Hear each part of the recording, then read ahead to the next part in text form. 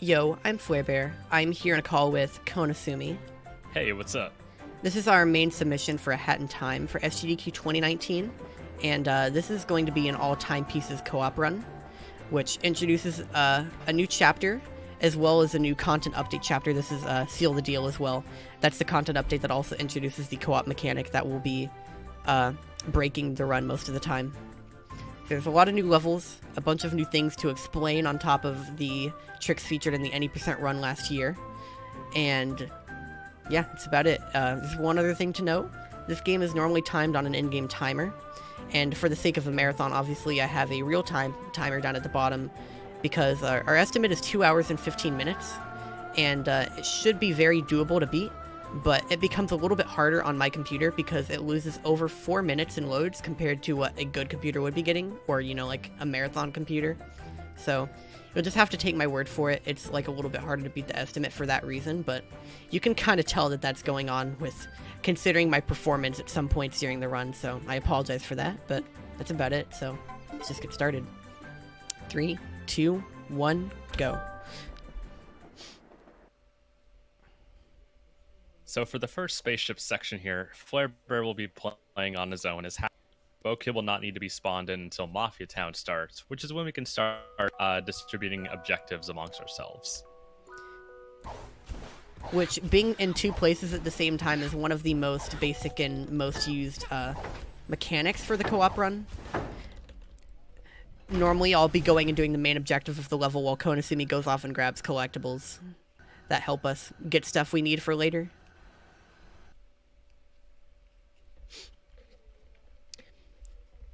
So for most of the time, I will be on the left split screen as Bokid, and Kona will be, or I will be Hat Kid, and Kona will be Bokid, which is on the right split screen.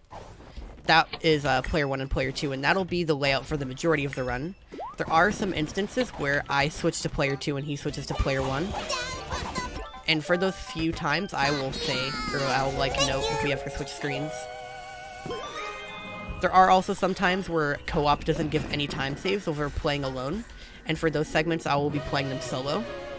Just because co-op makes the game run and load slower in, entering certain levels.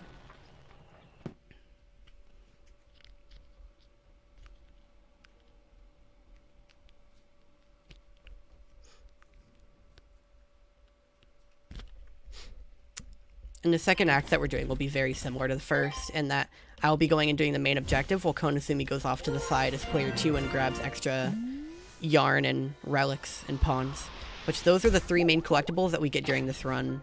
To touch on those real quick, pawns are just the currency, and you use those to open certain levels or buy items, and yarn are what we use to craft new hats, which those are the most basic things that give us the abilities we could use throughout the run, like the sprint hat that we made in level 1.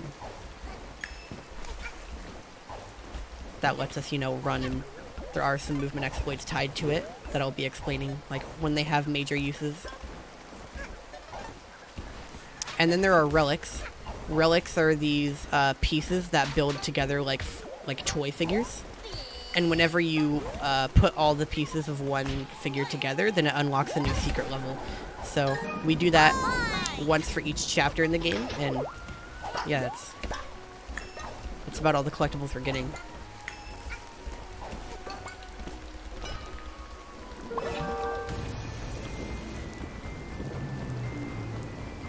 Oh wait, I almost forgot to make this hat. This is the brewing hat.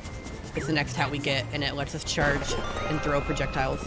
It's mainly used for combat, as they do a lot more damage and are quick to charge and throw. Wow. I fell down. Alright, I got you. Oh, it teleported me, nice.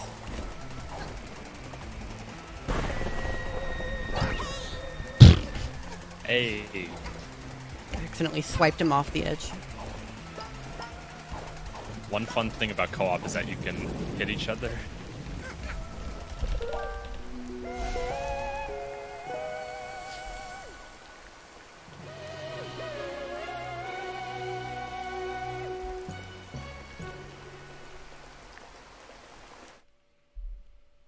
So coming up next will be the barrel battle, which is the mini boss of Mafia Town. There's some cool tech that we do. Teamwork is very valuable in this level, especially. Yeah, Helps speed it up considerably. the combat can be difficult to do.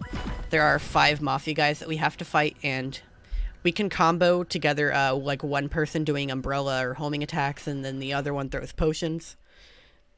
It's hard to do well, though, because, like, whenever you umbrella a Mafia guy, you'll probably also accidentally hit your co-op partner, too, and just send them flying away.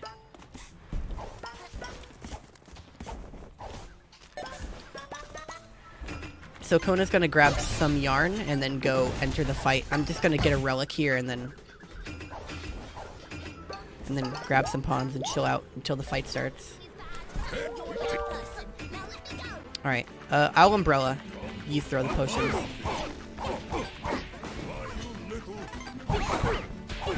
See, this is what I mean.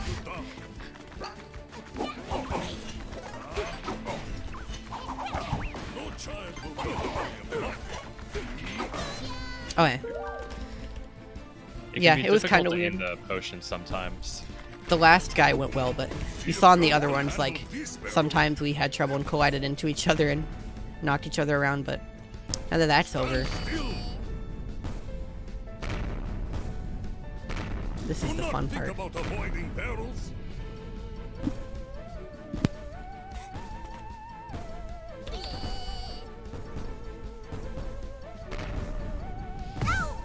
Ow. I'm glad that she continues to dance even after she's smacked by a barrel. Well, you know what? I have to stop because I'm about to die. Cone is getting more lucky here. He gets to dance all he wants. Never mind. Get destroyed. Yeah, this part is pretty simple. Usually when you stand there, you don't really get hit by those barrels, so you can kind of just dance and chill out.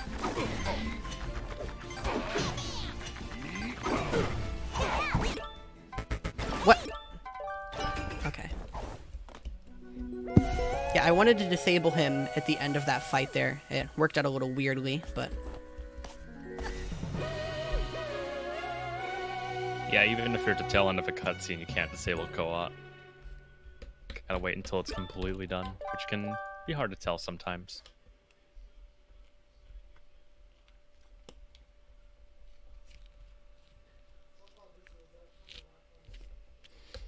So the reason that I want Konasumi despawned here is so I can set him up for one of the first cool uses of Bokid spawn manipulation, which is a mechanic that we'll be using a lot throughout the run with her.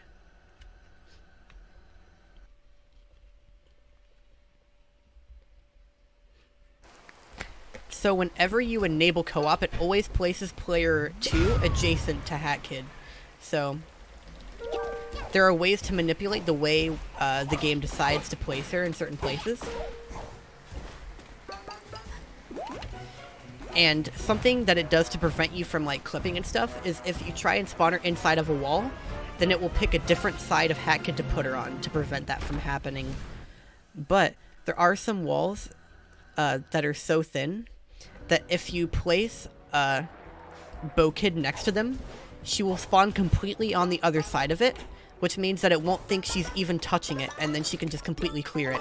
So that door right there is so thin that it doesn't even recognize that she was, like, colliding with an object. It just completely puts her on the other side of it, and that allows you to sequence break that whole section. Yeah, it's a really cool skip you can do. Skips a button puzzle. So like I said, there are a lot of different types of uses of Bokid in this run. For example, there is just skipping backtracking, being in 2 places at the same time, and distributing tasks. And then there is stuff like spawn manipulation, where you can put her through walls and do warps and stuff like that.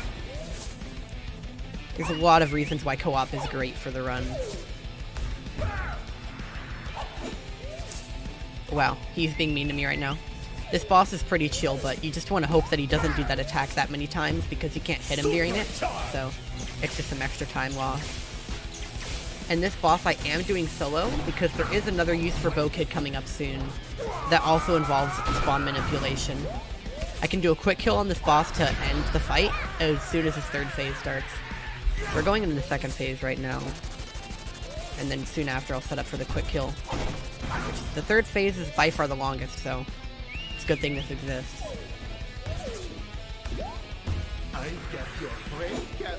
Wow, he's being really mean to me. with this RNG. Yeah, this luck is weird. Okay, so right here, he's about to set up for his Mafia Ball attack. I'm going to position Konasumi right in that spot, and because I just spawned him in, he's going to try and attack me. He doesn't like that I'm standing behind him, so he swipes me away into the middle of the arena. And in an attempt to get rid of me, he doesn't even notice that Bo-Kid is standing right on top of him. And that causes him to jump forward and fall out of the arena when he tries to set up onto his ball. And that allows us to just end the fight right away.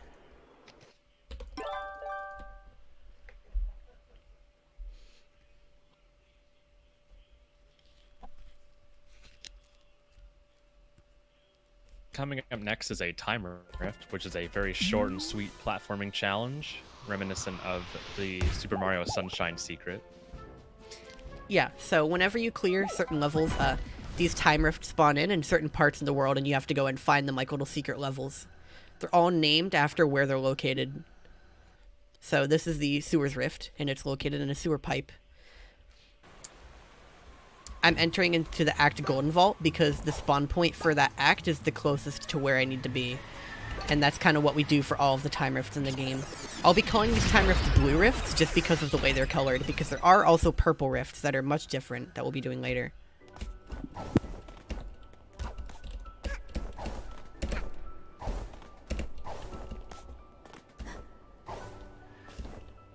I'm not gonna make that cycle.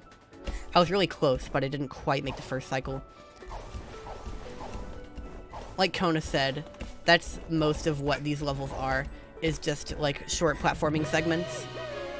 There's a lot of moving platforms, and there's a lot of difficult strats that you can do to make like a first cycle. That's why time rifts are fun to do. You also get these roulettes at the end. Nice. That's a good item to get at the start of the run. They give you different cosmetics and stuff like that. And that's just a really enjoyable part of the run, because each run you do, you can get it like a different hat or a color, and it's pretty cool. Colors are more rare to get, but I already got my favorite one. This is the red, white, and blue Freedom die. But yeah, now we're going into Golden Vault. This has some interesting mechanics in it. It also has the first instance of an SDJ, which is one of the movement exploits mainly used with the sprint hat. So I'm going to spawn in Konasumi here.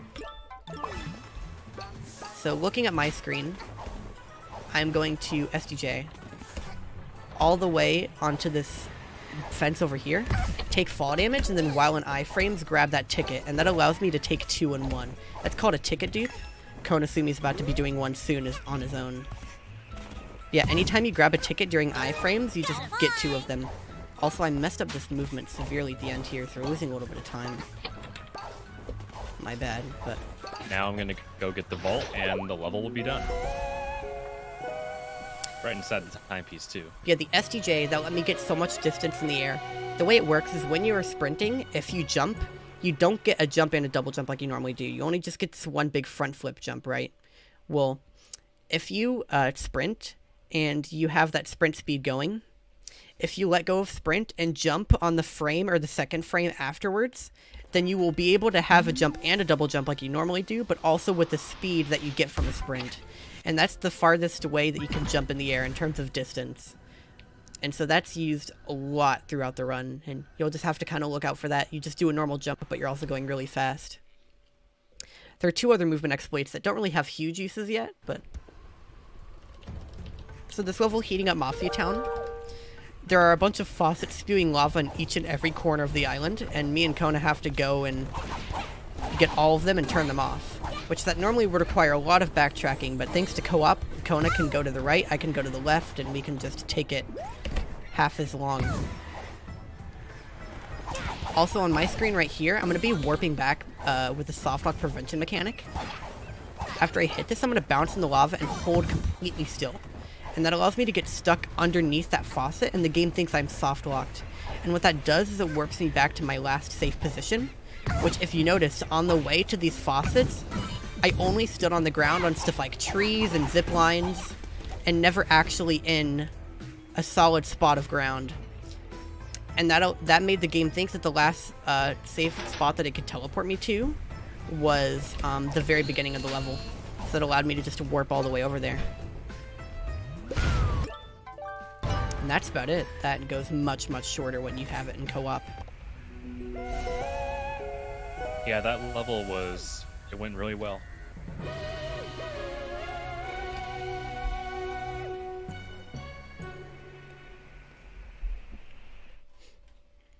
Up next is another time rift. This is the Bizarre Rift, and we'll be entering in through barrel, just again so we can get that spawn point advantage. Mm-hmm.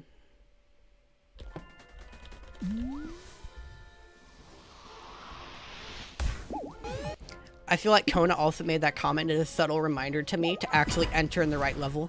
Because in all of our runs today, I accidentally entered the wrong level on this segment, and I had to go back to the map and try it again. But yeah, simple mistakes. We're making good teamwork here. Yeah, that's what co-op is all about. Reminding each other of our mistakes.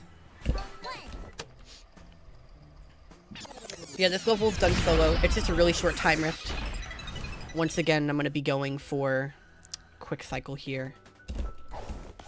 And then we should be getting sub 12 IGT out of Mafia Town, which is generally what I look for in a run, so.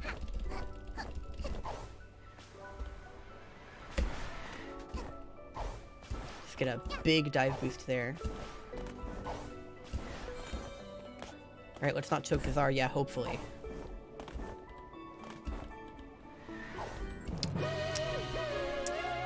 Cool, I actually did the level right. Yeah, that's Mafia Town. That went well so far. Yeah, sub 12. And now next we're actually going into Chapter 3. Chapter 3 is usually always done before Chapter 2 in the speedrun, just because Chapter 2 weirdly needs items from Chapter 3 for you to be able to progress, like the hookshot, which is located in Chapter 3. There's also other collectibles that we want to get earlier on that are located in this chapter, so it's just generally easier for us to do this first. And there are a lot of big co-op sequence breaks coming up very shortly with spawn manipulation. Yeah, we'll be doing right off the bat here, we'll be doing a wall clip, so we can access Act 2 early. Right, so Act 1 of Subcon is somewhat problematic in the speedrun, in the sense that you're surrounded by all these firewalls with nowhere to go. But of course, because they're so thin, you can just spawn Voket on the other side of them, which is really great, because if you can see here, you have nowhere to go, except for straight forward, because that's the intended route that it wants you to go. And whenever you take that forward route, you are forced into a bag where you have to watch like a 30-second long cutscene. But now what we've done is we've gotten Konasumi out of bounds. He took rid of the blue paintings, which clears the blue wall. So now we can do Act 2 before Act 1, and also now the firewall is down. So when we go back and return to Act 1, we won't need to go in the bag. We can just zip right around it because we got rid of the firewall. And that sequence break saves a lot of time. So we're going to be doing another one shortly here after Kona grabs this relic. So I'm going to stand right here and adjust myself in that corner. And if you noticed, it spawned Kona back at the very start of the level. And the reason for that is a different type of spawn manipulation. What happened is that I was cramped in such a corner that it didn't know where to put Konasumi. There were no adjacent ends to me where it thought that it was safe to do so. So it just puts him at the spawn of the level. Also, so right here Kona's, is a really yeah, Kona's standing on this water pipe. Alright, you're good. And whenever one player is boosted from the pipe, it adds the momentum to both players. So if Kona just stands still at the center of the level, then it just warps me up to the top and I can just fly. And that makes that much more fun to do. It's a really crazy strat.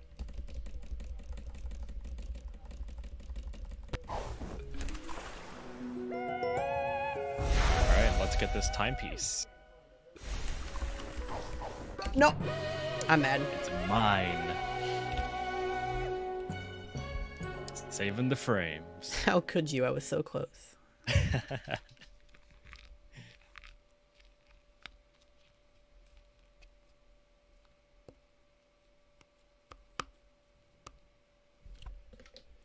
So yeah, like I said, now we're going back to Act 1, but it becomes much shorter because we already went into another level and unlocked a new area.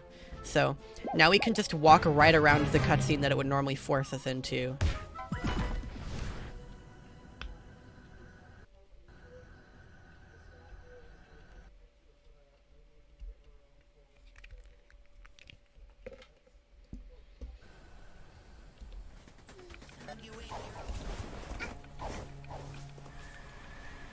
Like so. So Flare and I are about to go to village, and there's some paintings we'll need to throw into the fire, and we'll be separating these paintings amongst themselves. Yo, there's 4 of them, and we'll be doing 2 and 2. I'll borrow you real quick. This level goes by quite fast with 2 people involved.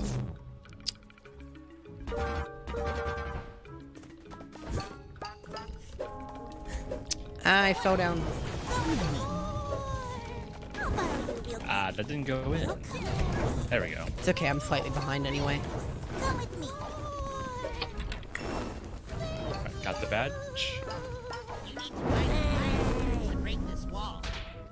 Ow! Why did you stomp me? The heck? I didn't mean to. Sorry. So right here, now that we've completed the level, this is where it introduces the contracts. And these are things that Snatcher assigns to you, and these are usually how you unlock the acts of Subcon. And we need to do all of them, so we're gonna have to find a way to get in all the levels, right? Well, some of the levels, just like Subcon Well, the first one that we did, the loading zone to that level is accessible from any act. So we only need to sign 2 contracts to get every level, because the other ones have their loading zones. You know, you can get to them from anywhere.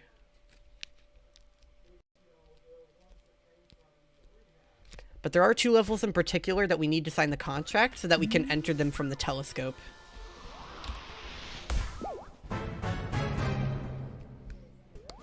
For example, this level right here, right now we're going back into the well entry, but we're going to go and do a level called Vanessa's Manor. This level is also accessible from anywhere. If you find your way into the manor door, then it'll just let you in. So Kona's going to go and do that on the right split screen, and I'm going to turn around and just go get some extra yarn and relics.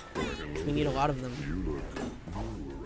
So even though we're not in the act for Vanessa's Mansion, we're still able to enter it.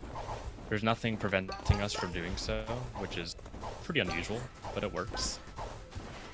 I can bypass a lot of these upcoming puzzles just by jumping on bells and making some precise jumps. Yeah. You can skip all the puzzles associated with those ice walls by, you know, just platforming over them. There's some clever jumps you can do, like jumping on top of that dweller head right there. Yeah, what's going on Kona's screen is more interesting than the stupid yarn that I'm getting right now. Hey, teamwork's essential, right?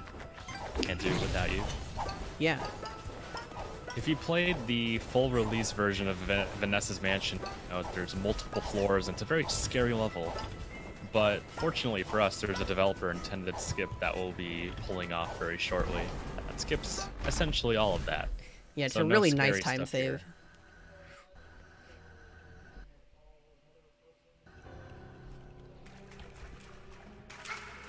So right here, there's literally just a hole in the cellar that if you crawl through takes you right to the end. I'll get the yarn. Alright. Oh, I'm stuck.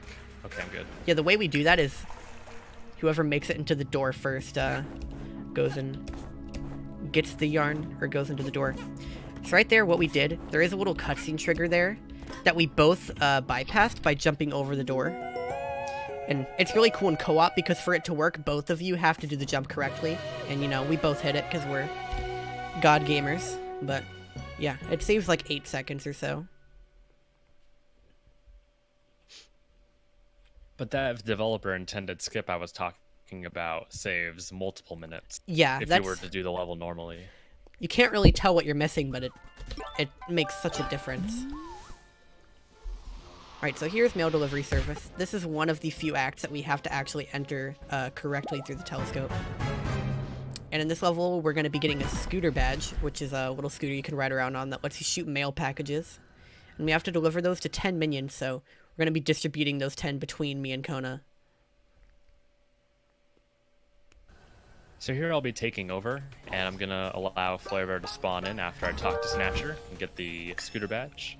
Yeah, so this is the first time in the run that Kona ends up playing on the left split screen, and I'm playing on the right. I noted that I would say whenever we made that change. There are a few times where we do so. My route's going to be a lot shorter than Flare, so I'll be waiting over by the present, which is where the timepiece will spawn, and that'll save some travel time once the level's over. I'll take over now for the menuing. Yes. So yeah, he positions Hat Kid way back at the start. That way, whenever you grab the timepiece, you can just immediately exit out like that, because whenever you beat that level, it forces your pause menu on your screen, showing that you've completed a contract. And there's a few levels that it does that for. But for now, we're just going to go and do another secret level. One of the blue time rifts in this chapter. This is Pipe.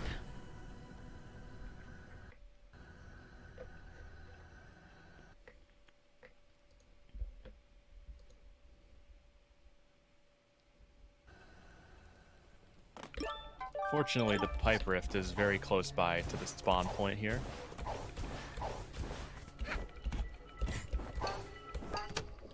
This level's really cool because it takes a lot of advantage of hookshotting. It's also very cycle dependent, like a few other rifts in around here. I just have to make sure I don't make any major mistakes in the beginning early on, and with the movement that I do, I should be making a good cycle.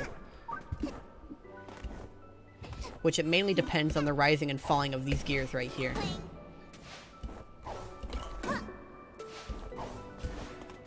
Yeah, so that's the good cycle right there.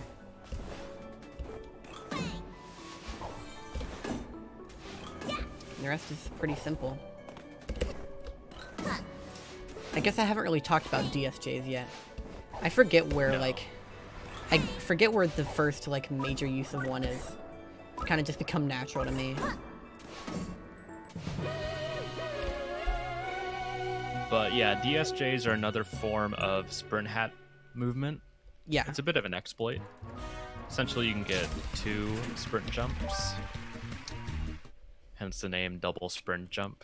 And you can do it by double tapping A as soon as you're starting to run off of a... Can be difficult to time, but with practice, runners are able to get really consistent with it. Right. So, yeah, the sprint jump that you get whenever you sprint jump off of a ledge, it resets your position, and you can, for a brief moment, for whatever reason, jump again like you're still on the ground. And actually, here's a good example right here to show that. So like I said, if you reset yourself, then you can sprint jump again just by double tapping A, and you get 2 sprint jumps, a double sprint jump or a DSJ. And then there's also a triple jump that involves the same thing, where you do a sprint jump and reset your ground position. You jump again, but you let go of sprint when you do so. So you do a sprint jump and then jump normal jump. And that gives you 3 jumps, and I'm going to do that in a moment. For now, I clip Kona on the other side of that firewall, because he's going to go and get that little badge right there. But this is a triple jump I'm trying to do right here.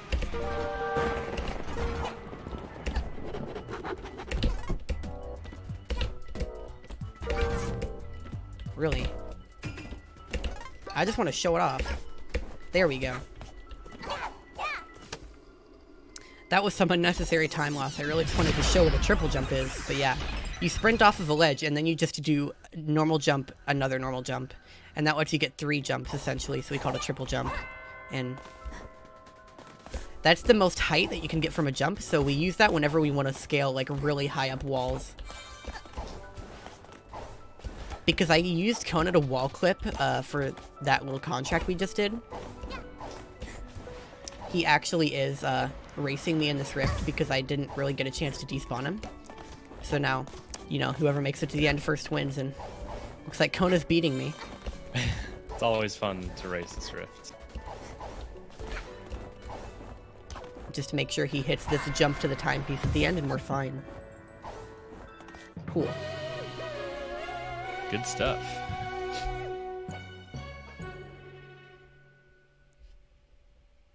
And you have to do the roulette menuing here. Aw, boo. Kona doesn't like this hat. Dino hat and Thor's cap is superior. To play devil's advocate here, it's not really my favorite hat either. I like the default sprint hat more. Default is good. So here is Toilet of Doom. It's a mini boss here essentially, and Flare Bear is going to be doing a quick kill about halfway or so into the fight, which is going to be cool to see. Yeah, so for the reason that bosses can randomly target either player 1 or player 2 with any given attack, to make it more consistent, once I get into this fight, I'm going to despawn Konasumi. I let him play a little bit there so that he could get 1 extra yarn right there. But now I'm going to be doing this fight solo, and on the third phase there's a pretty hard trick that we can do. In the any percent run there is a different toilet quick kill featured that isn't in the game anymore. You could literally just send the boss through the floor at like the first attack of the fight. It was featured in the SGDQ run from last year of any percent. Well, that doesn't exist anymore, but it's okay because there is also this quick kill. It happens a little bit later on in the fight and is much harder to do. But I honestly like how it looks more.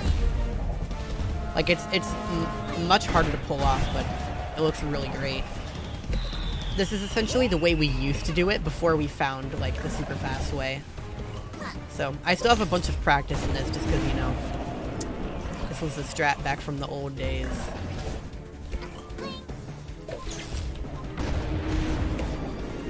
Okay, so it's this attack right here.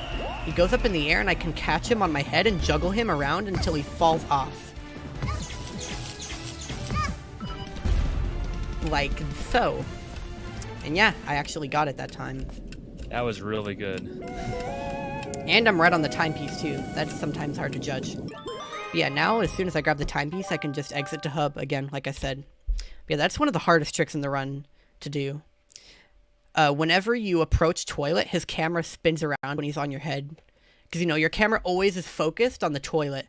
So if you, like, pass through the center of him, then your camera just 360s and it just throws off the trick. So, like, to be able to juggle him on your head without falling off, you have to be, like, ever so slightly off-center from him, and it requires really precise positioning, and it's annoying. Here's the final boss for Chapter 3. This boss has a very impressive quick kill for it that Flutter will be doing immediately once the fight starts. It's really cool. Right, so this boss's gimmick is, normally bosses in this game, when they finish an attack, they light up blue as a sign like they're in a weak point and you can now hit them. And the gimmick of this boss is that he doesn't have a blue point, but he kind of forgot that his hitbox is ever so slightly peeking out of the center of the arena. So I can just go ham on him while he can't do anything, right? You see these potions, these are normally what you're supposed to use to light him up blue, and that allows you to hit him. It's really ironic the way the quick kill works, because right before you start going ham on him, he's like, hey, you're waiting for me to become vulnerable, aren't you, kid? And then you just obliterate him. Should have thought about that one before the fight snatcher. Yeah, that makes that fight incredibly quick. Once you finally light him blue, you just hit him once, and because his HP is already at 0, he just dies.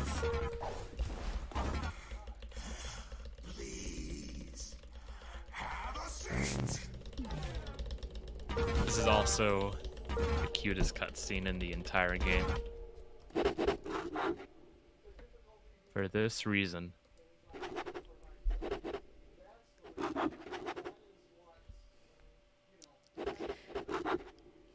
Hat Kid is rewriting the terms of the contract to something that suits her better.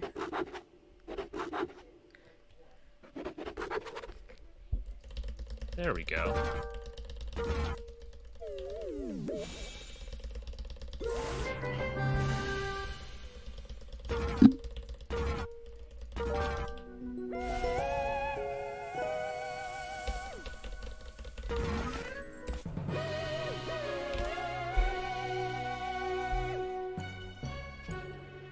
So we're not totally done with Subcon yet. We're going to be doing the Purple Rift for this.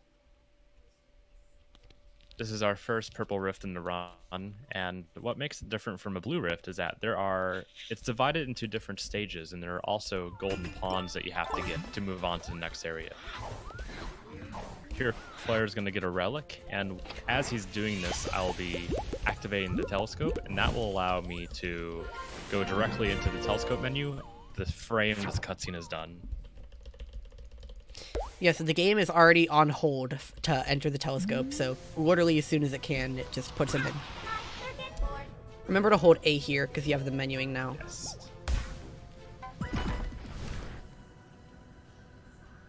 Right, so these rifts are themed based off of the chapter that they're in, and there's one of them in each chapter. This one's called Sleepy Subcon. It has a bunch of different screens that are all themed like different gimmicks of Subcon. Hi.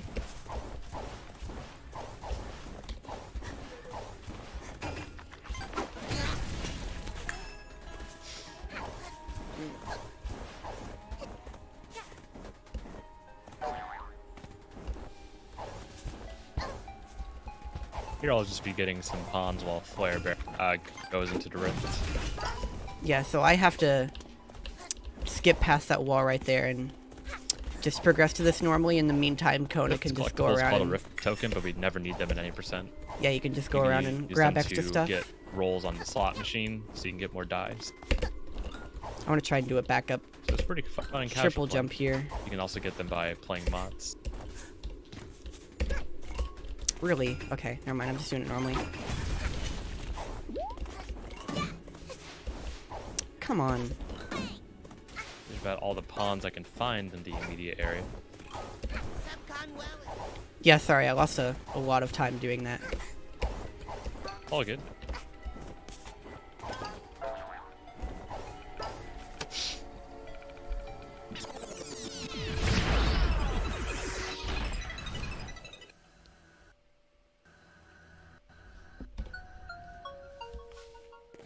Right, so the pawns that we collect in this level to progress to the next area are shared in between us.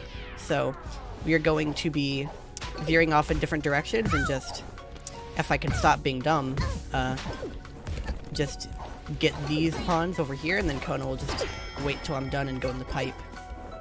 Alright, you can go. I took a little bit longer than usual.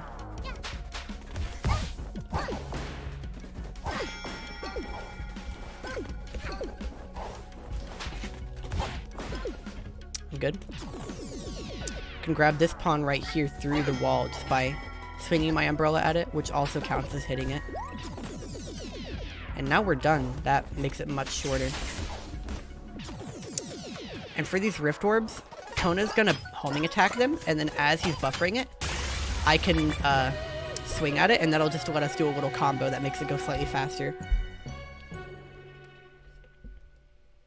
There was actually a strat that Chakra found where you can access this area early, but unfortunately there's an invisible wall surrounding the perimeter of the wooden block that we stand on. In the final room.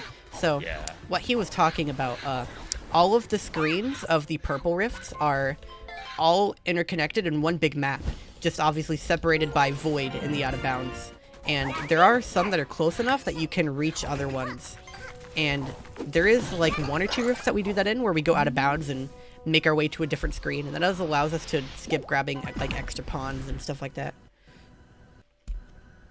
Some of them, they're impossible to, because like Kona said, there's an invisible wall surrounding that one. So even if you make it there, then you can't really do anything about it. So this is Alpine.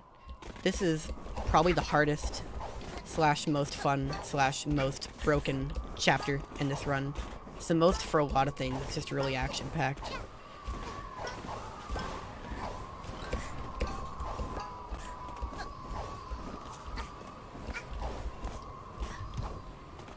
One of the coolest things about Zipline is that all of its timepieces have like some completely unique mechanic to its own timepiece that exists like nowhere else in the game.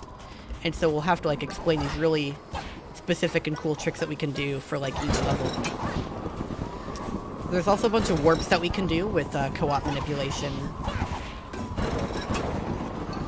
So right here, that's going to spawn in a zipline. And that's going to take us up to this big hub world where we're going to find all the timepieces. So Alpine is a big level in the sky. And all the timepieces are located on these islands that are scattered around, disconnected by zip lines from the main island in the center.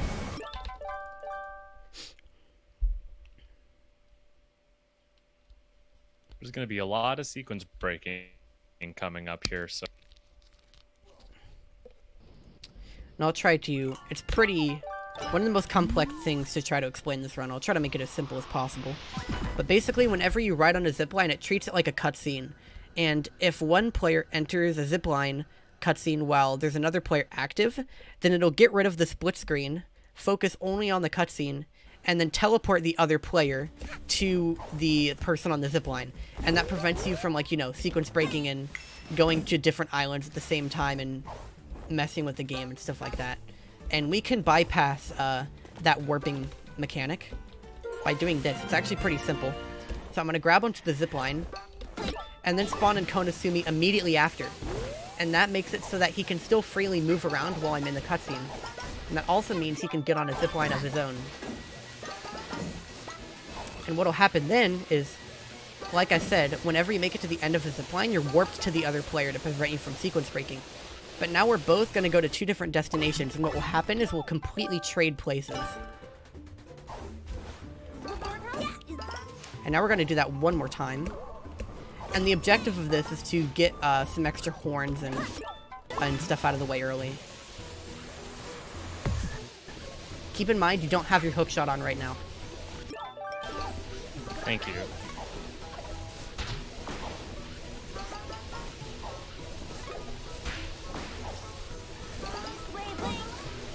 Great. So now we're going to do that once again. We're going to trade places once more. And then Kona will be on this island at Birdhouse, which contains a horn. Like you saw at the beginning, I blew that horn and that spawned in all the zip lines to give us access to other levels. Kona's going to have to blow this horn so that we can do Birdhouse later on in the run. Okay, I'm just waiting for you. So he's gonna do this little platforming here. He's gonna go up to the horn. It's gonna spawn the zip line that lets us go to Birdhouse, which we will be doing later. He's trying to do a little sequence break with an SCJ here. Well, not really a sequence break, just a little bit of a faster jump that you can do. Alright, so that's it. So now the zipline to Birdhouse is spawned in. And I'm just gonna make my way to Lava Cake. I'm not doing Birdhouse yet, but we add in that little sequence there just so that we can get that out of the way early. So when we do it later, that'll help us out. So Lava Cake is really interesting on its own. So it's obviously a big lava made of cake. Lava made of cake. Cake made of lava. Excuse me. And they all have different floors of platforming on them that I can completely skip by abusing my iframes. I'm going to jump into this lava, which sends me flying upwards and, you know, just keep getting bounced over and over by riding against the wall of the lava. And then I can take minimal amounts of damage here and just bypass every floor. And this is the final jump.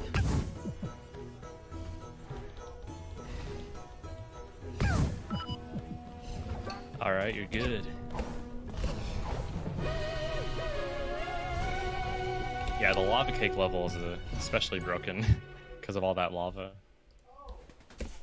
Yeah, I really enjoy the strat for that level. So once again, we're going to be doing another zipline warp here, so you take over.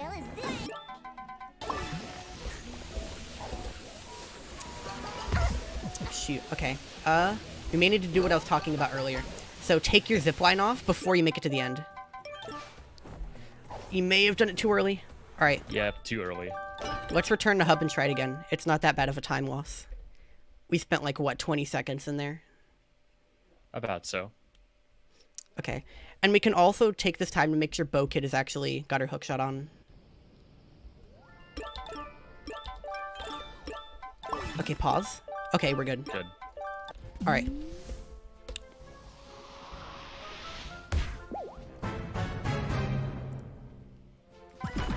Alright, so I honestly feel that's a better alternative than to things going terribly wrong, is just starting over. It wasn't that bad. It's definitely gone worse in the past. Yeah, that was my bad. I just didn't grab onto the hook shot. It's all good. Okay, go.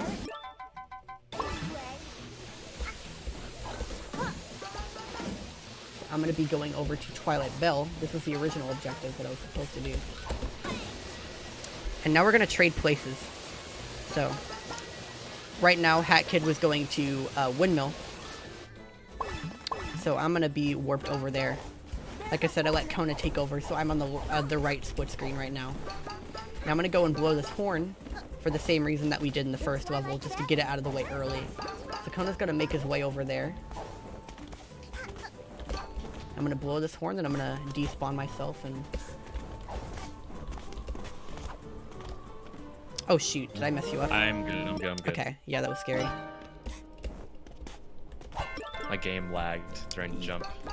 Yeah, that jump can be really annoying sometimes.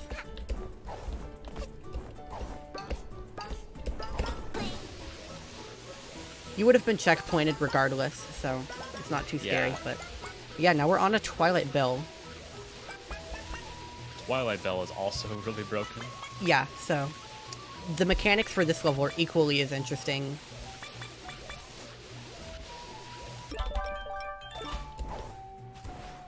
Look at that.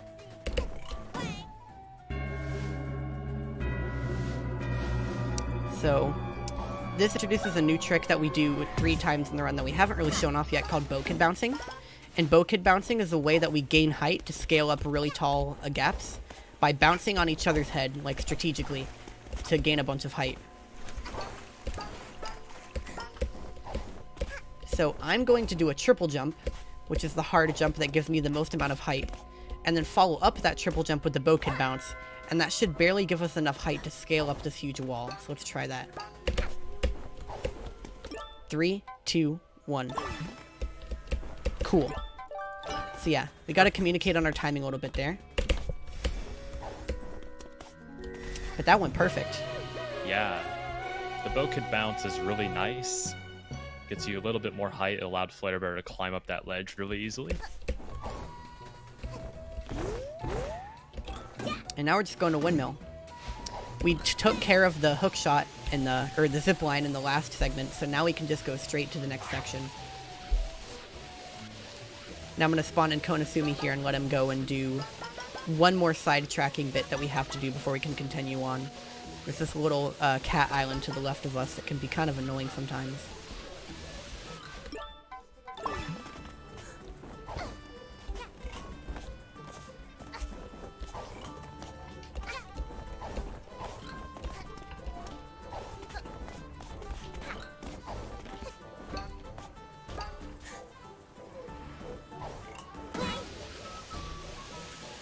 Remember to take your hook shot off before you Yeah, arrive. I'll do it right before I arrive.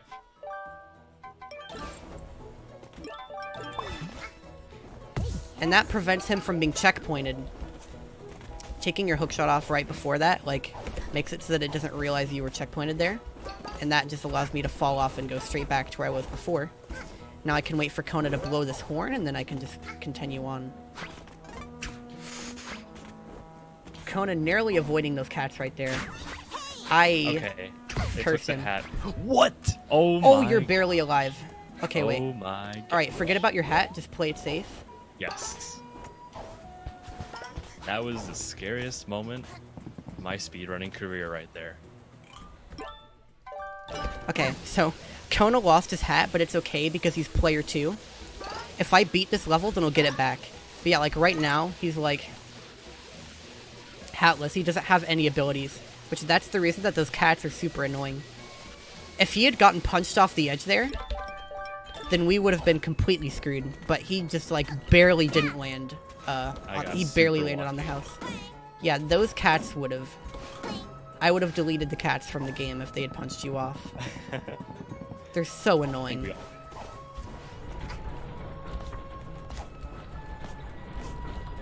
Yeah, Windmill is also really cool, just like the other main act of Alpine. I feel like I'm saying this every time, but it's true. And you can honestly kind of guess the skip that I'm going to do to make this level go super fast. What else are you going to do in a level that has a giant windmill in it, right? But yeah, here we go.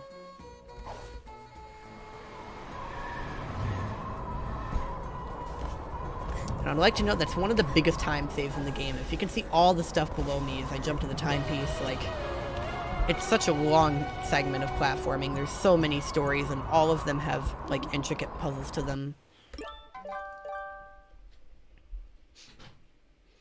So yeah, that like actually saves so much time. Now we're going to be going into one of the secret levels that's actually located in the spaceship. Do you have your sprint hat on? Yes. Why am I stuck? See, it's this little secret area down here called the lab. I'm going to be making another relic. This is the Alpine relic. That gives us the purple rift coming up soon. And as you can see, there's one blue rift right in front of me that's hidden in this area called the lab. And what I'm going to do is when I enter it, it plays a little cutscene of me entering it, and then Kona's going to enter the telescope. And what that does is that cutscene right there of the levels being cleared, that is now completely skipped, and the next time that we enter the telescope, we won't have to watch it. So that saves a little bit of time of having to watch that cutscene.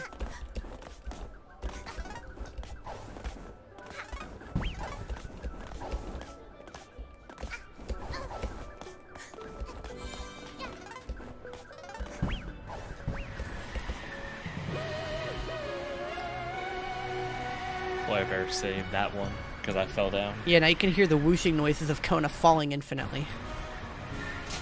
Even still.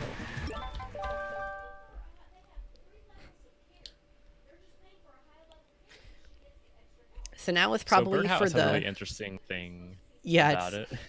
I guess I could describe it as one of the funniest levels in the run. So, the strat for Birdhouse, you know, the huge monumental skip is that you enter through the Lava Cake Act, and instead of taking you to Lava Cake, it just takes you to Birdhouse instead. And this was obviously a bug that was patched very early on, but this patch is very good for that reason. So yeah, now I can just go straight here. Kona can grab some extra pawns on the way.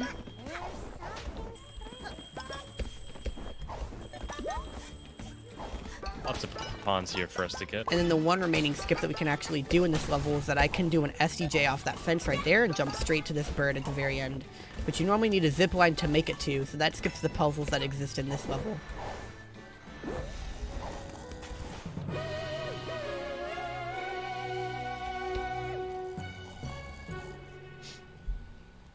And now we're going to go and do the purple rift that we just crafted. We can go to it immediately.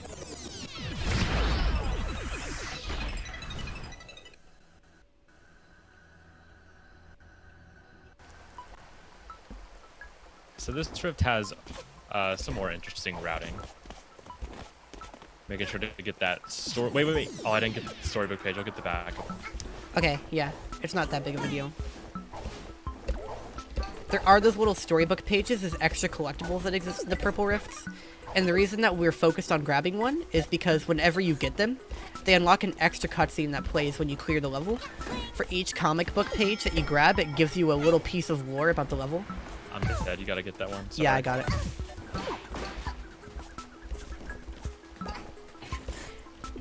And for the speedrun, we're not super worried about the lore, right? Because we've already played this game, we know. But that little Easter egg cutscene does serve as a little time save. Because the time rift roulettes that normally play when you beat a time rift, you can't exit out of them before grabbing the item, or else you'll soft lock for whatever reason.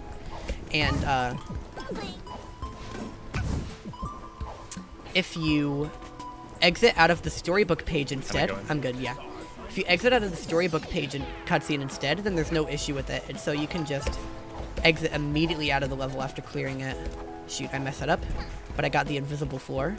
My favorite piece of invisible floor that exists for some reason. And I can try it again, cool. That SDJ is somewhat difficult. And that should be it. Alright, you can go. And now we're done. Gonna try to homing attack these while Flare gets the timepiece. So that went pretty smoothly. Did you get the backup? Yes, I did. Okay. Yes, that's a little cutscene that you can quit out of. Yeah, if you don't do that, if you don't get the storybook page and you try to do that, you'll soft lock the game. So now we're going to be doing the finale of Alpine Skyline, which is Illness, and this is the level we practice the most, and I think it's really fun. It's one of the hardest levels in the whole game to do, especially with these co-op strats. It's a lot of zipline warps. Some of them are really difficult to execute. So we'll just try to stay focused on that. A single fall can result in a lot of time loss, so it's just important to be really focused here. Yes. I'll be doing a few safer strats if I can.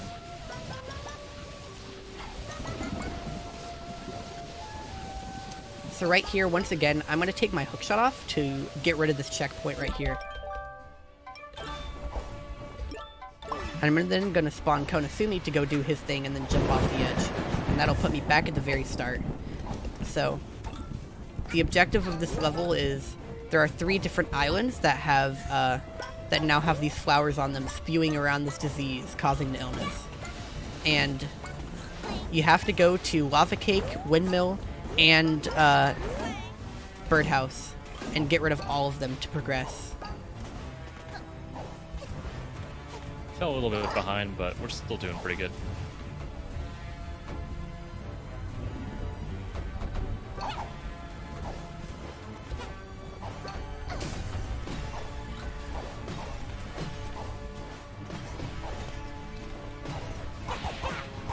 Alright, so he's taken care of one. Now we're going to do the same zipline warp that we did at the start. And so I'm going to make my way to Lava Cake since there's a flower there. And he's going to make his way to Birdhouse since there's one there as well. And if everything goes right, we have to hit multiple zipline warps. But then we'll be able to take both of them out at the same time. And this is where the difficulty of illness comes from.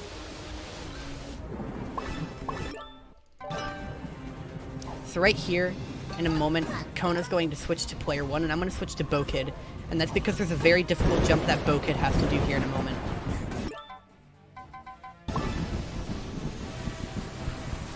So on my screen, I have to hit this jump just right.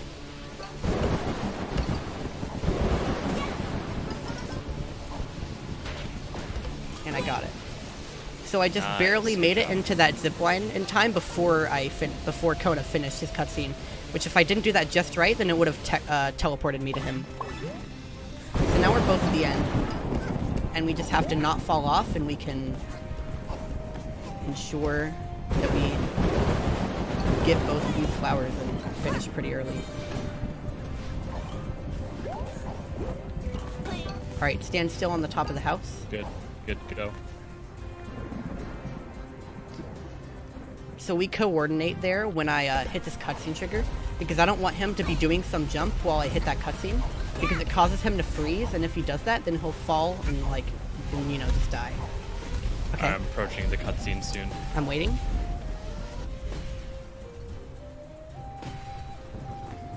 Alright.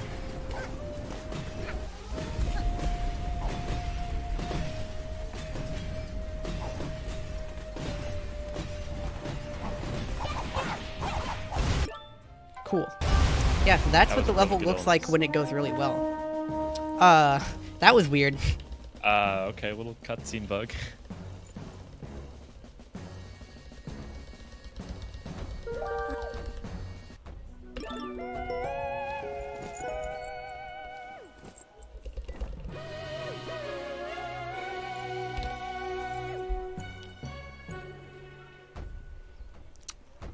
Yeah, it's good that that's out of the way, because that's really hard to do well.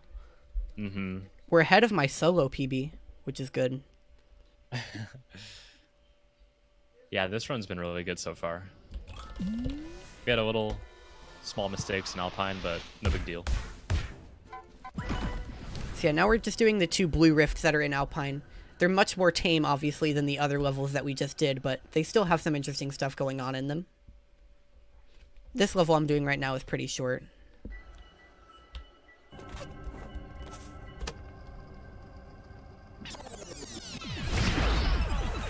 You got this, Flare. I believe in you.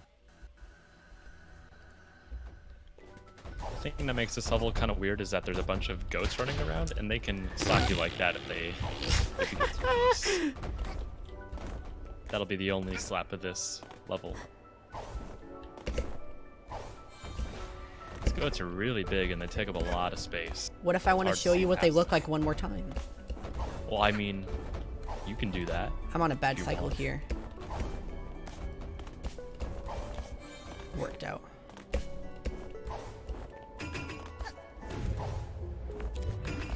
So yeah, the main gimmick of the fox mask there is that you can make certain colored platforms invisible.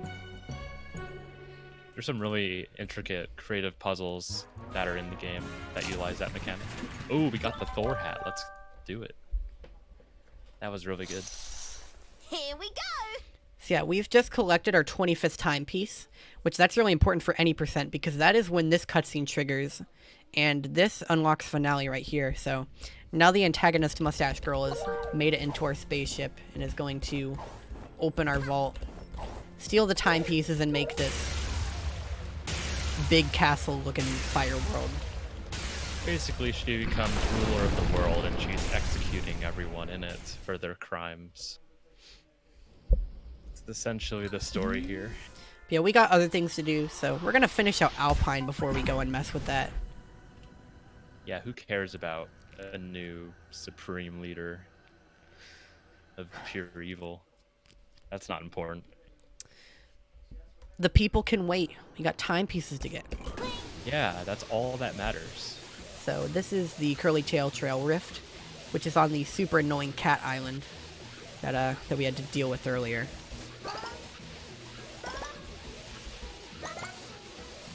And the rift is pretty cool. There's a really hard jump that exists in it. So there is there's a part of this level in the rift that requires you to use the ice hat and use it on an ice hat platform to launch you across to the end. But we don't have that hat, right? We don't get it until later. And so we have to find some other way to make it around. Well, luckily there's a really difficult SDJ that we can do to scale a giant gap. And I'll show you that in a minute. It's pretty difficult because you have to do an SDJ off of like this tiny little pole. But there is a setup for it. So I can usually make it work. So I'm gonna land up here. Like so. And then just jump right off. And you can skip all the way over to that side without having the ice hat.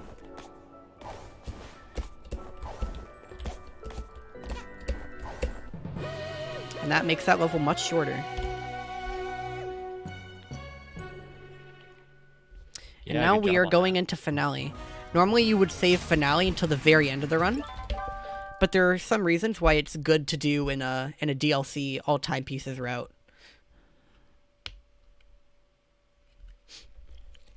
So, finale skip is not in this patch. We have to do it normally, which thankfully, doing it normally, done optimally, is only 20 seconds slower than doing the finale skip. It's not like as big of a time save as it'd look to be. And also, that extra movement they have to do is much, much more difficult and, like, entertaining to pull off. So, first of all, I have to jump over this gate with a triple jump. Almost got it. I've been doing kind of bad at this lately.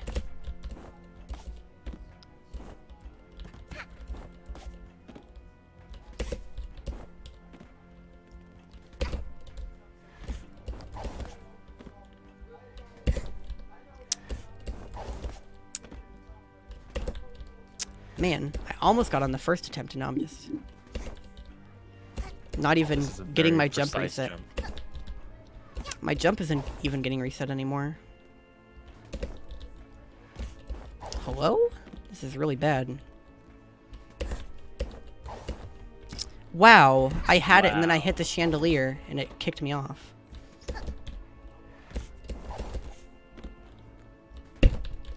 How is that not resetting my jump? This is annoying.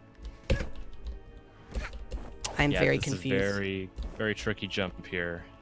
Not an easy one at all.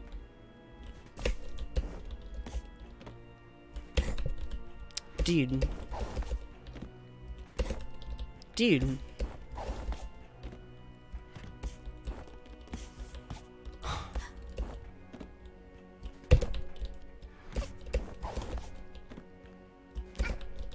Dude, I can't believe this. You want to spawn me in real quick? For what? So if you don't get it, I can do it the normal way. We don't have the ice hat. Oh, we don't. That's right. Okay, there we go. You got it. So My we're gosh. Good. Not That required. took so long. Way longer than it should have taken. There's another Yeah. time in the run that we have to do that jump. Hopefully I'll redeem myself. But man, that was really bad. It's all good. This run's been going really good otherwise.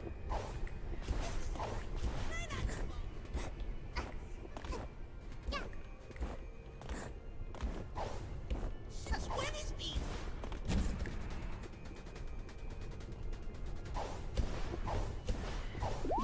So yeah, another reason that doing finale early can help us is there's a lot of pawns in this level, and it helps us get enough pawns by the time we make it to the end of the run.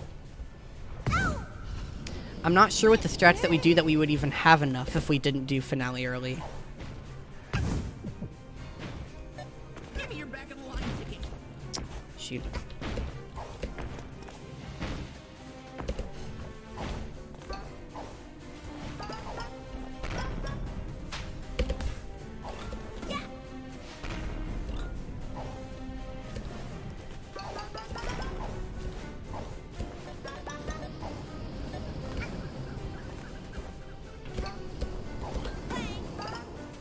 We criminals can feel relief if not committed.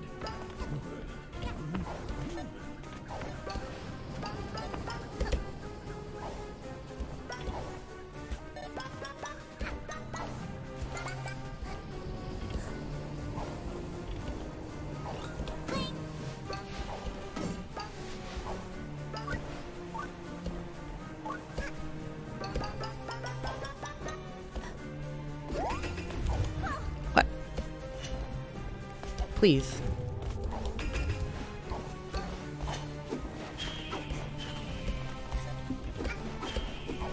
There's a sequence break that you could do here. That little fight, like the little owls are throwing things at me, you don't have to actually worry about them because you can scale that fence right there. Yeah, finale is a really cool level. Even though we can't really skip it anymore, it's still full of little sequence breaks and other things that make it really cool to speedrun. Also lots of pawns here that we can get. Flair's going to be solo until the second phase of the final boss, where I will be spawned in to help speed things up a bit.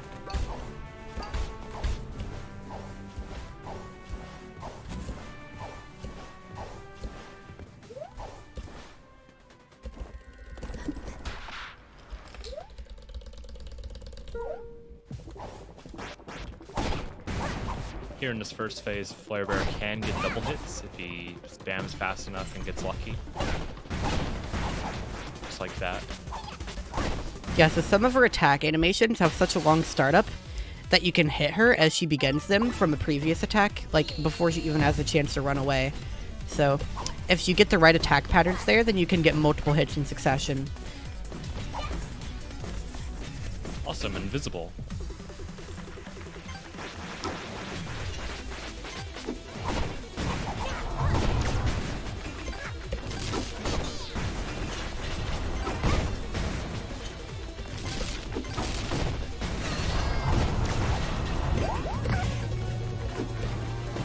She's targeting me. Okay, good. Yeah, so normally she teleports away when she does that attack, but she can only target one of the two players like most bosses in this game. Oh my gosh. Whoa, what was that? It ricocheted off the wall and hit her twice in a row. Oh, but then she goes in the wall and ruins our fun. Oh my gosh. There we go. That was almost a really good phase, and then, you know, Mustache Girl acted like Mustache Girl does and clips out of their arena. That happens more often than you'd think, actually, unfortunately. There's been times where people have had Mustache Girl clip out of the arena entirely and just soft block the game. It's happened to me before. Sucks.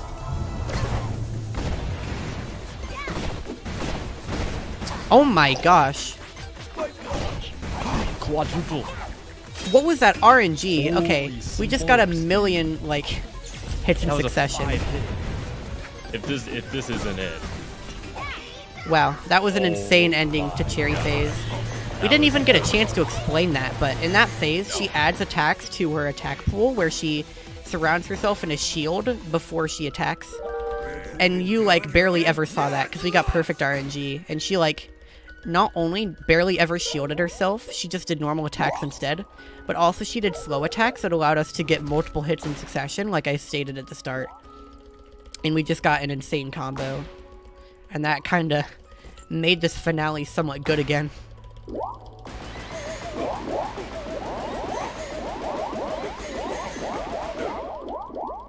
I still can't believe just how good that cherry was. I just Yeah. can't get over it. It sucks when she stomps around like that. It'd be hard bombing attack on her. I hate to see her.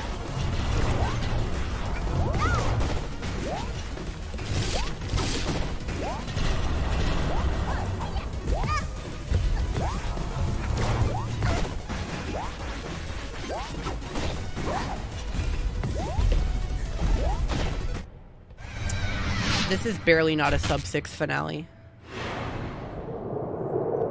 Would have been a sub 6 if she didn't clip out. Yeah, for sure.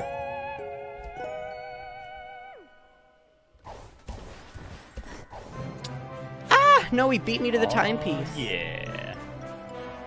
Now we're gaming.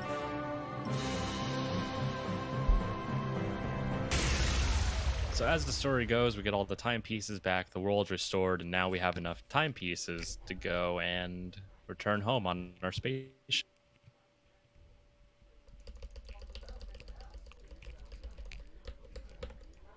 Even though the timer has stopped in-game, the run's not over yet.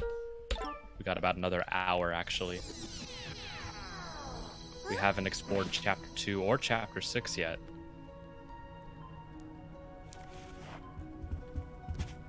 But this gives us a nice break in the run. This is about a 2 to 3 minute cutscene. Sit back and relax. We're probably going to make this a donation incentive. You can basically choose whether to save or kill Mustache Girl by giving her a timepiece or not. Okay, but after that RNG she gave us in cherries, I think she deserves a little help. Oh, yeah. She was really She's generous. earned it. She earned that timepiece.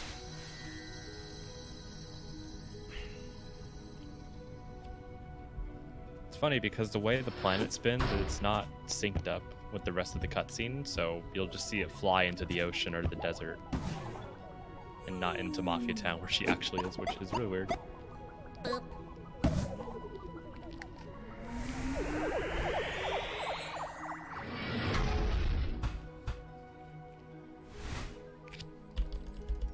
Yeah, we got 27 so far. It's pretty cool how the game displays some of your stats on the screen, such as the amount of presents, amount of relics you got, as well as your pawn count.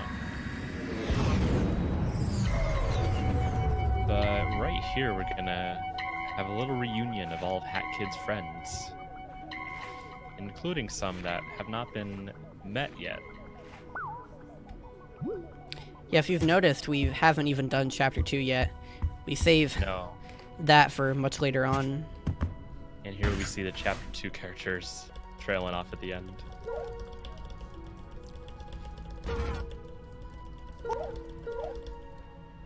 Oh, I just noticed that cooking cat's on the tail end of Snatcher. I never noticed that before.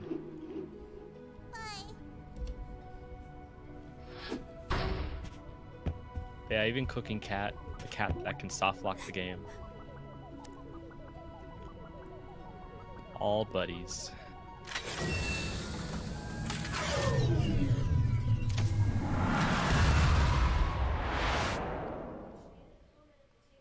Yeah, Hab, it makes me cry too. How could you just take a squeegee board to them as if they were trash? It's right here. Normally do finale at the end of the run, but we have more stuff to do. But the game froze our timer because, you know, that is normally the game completed level, you know. So we save and quit for that one instance so that we can re-enter the file. And that continues our in-game timer so we can continue as normal, as well as giving us the ice hat for free as a reward for beating finale. Normally it gives you the time stop hat as a reward, but because we sequence break into it without the ice hat, you know, we can just have that instead. And we don't really need the ice hat until Chapter 2. So that just gives us some extra yarn that we can skip from grabbing. So yeah, now we got Battle of the Birds. This chapter is really good. So basically, you have two movie directors battling for the Award 42, and every level, including this one to an extent, is movie themed. So we'll be seeing some different environments as we go through this. And even for the final boss, there's a pretty impressive quick kill that we do. But we'll get more into detail as when the time. So right here, I'm going to use the Ice Hat that I just got, which is kind of like a ground pound ability. And if I don't mess it up every time, then I can show off what it is. Yeah, unfortunately, go back right to the very start. But the Ice Hat Slingshot, it's used twice in this run. And it allows Flarebear to get access to the next area a bit earlier than if you did the intended way. There we go. So what you have to do is, wow. Ooh, that was unlucky. Is you... What? Wow, he barely got you. Okay, now you're fine. I can normally dive boost through that. Yeah, I'll try not to die. Ooh. It's so scary.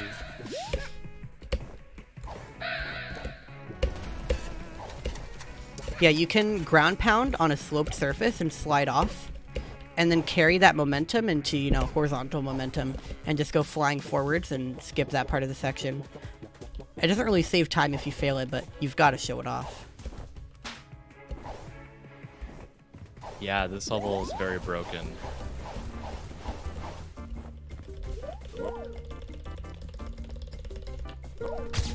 I think during the actual run, I don't know, maybe we'll draw something here if we feel like it. Maybe a Timmy or a Mole Man or something. Yeah, you can draw a little drawing on your passport there that shows up on your file on the main menu.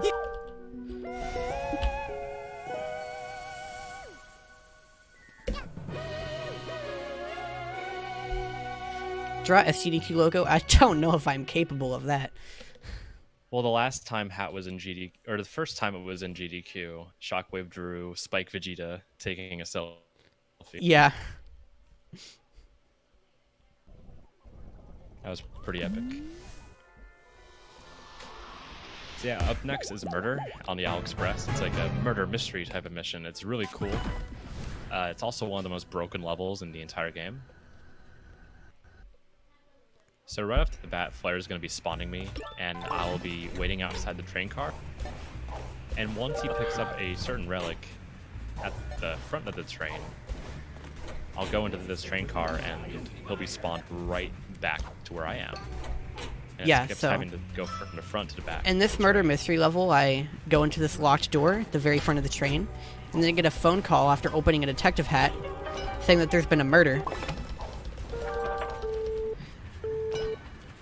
And what happens is he enters into the front room right as that cutscene begins, and that teleports me back to him. Which, you know, this is right where the murder cutscene is, so it immediately teleports me back to there and skips a bunch of backtracking. But that's not it. A lot more where that came from. Yeah, so right now I can skip even more stuff. I'm gonna go on this door right here. Please. There we go. And I can get up to the top floor early. And that raises that wall right there when I hit that button. That gets rid of some invisible barriers that, like, block you off and, you know, require you to go to different rooms and find evidence pieces. But now I've just made it into the final room of the level much earlier on. So now I can just get going. There's only one thing left to do. It's just one more locked door. So I'm gonna hit this button. Good timing on that. Konasumi's got the key.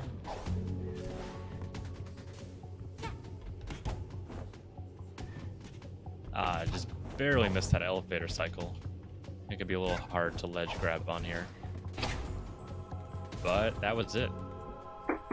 If you played the level before, you would know that you'd have to get evidence pertaining to certain suspects. But since we didn't get any bits of evidence, the only person we can accuse is the conductor. Because who cares about the accuracy of this case when we're just looking for timepieces? Another thing is Yeah, go ahead.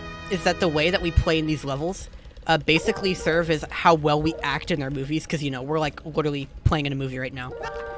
And the amount of points you get for your performance decide the winner of the award at the end, which determines who you fight in the final boss.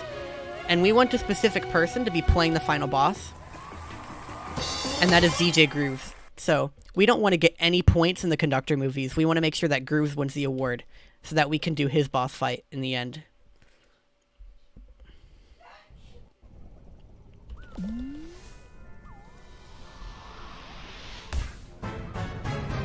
So now we're going into a Grooves movie. This is picture perfect. It's a big party on the moon.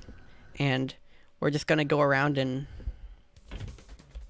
collect fans until we become mega popular. So kind of like Twitch streaming.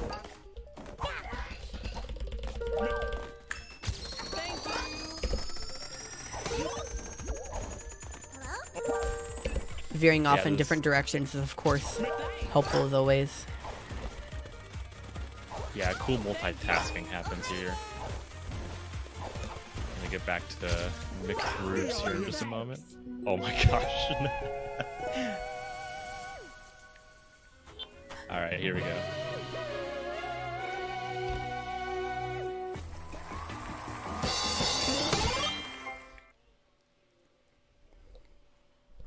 Yeah, so we don't really have to worry about points until we get to the big, because that's where most of the influence is.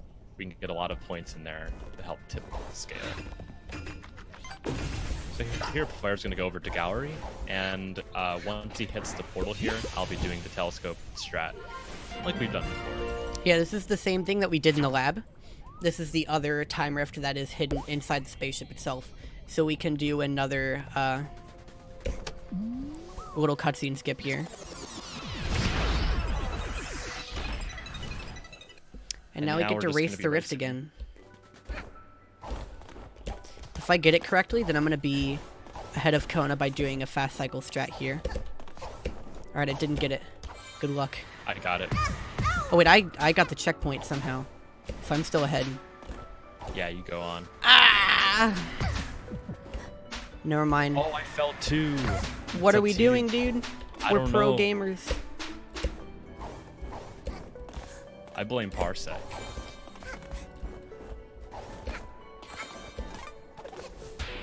I blame the game. Alright, you got it.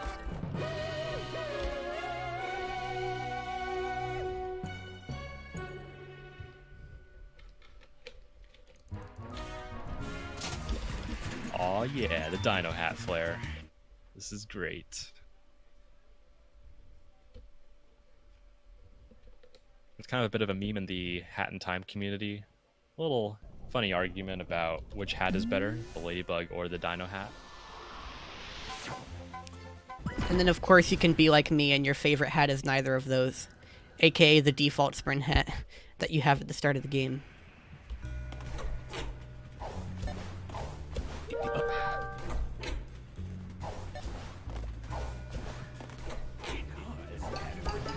Default hat is good. I like Thor's hat a lot. But if I just had to pick between Dino and Ladybug, just Dino's so cute.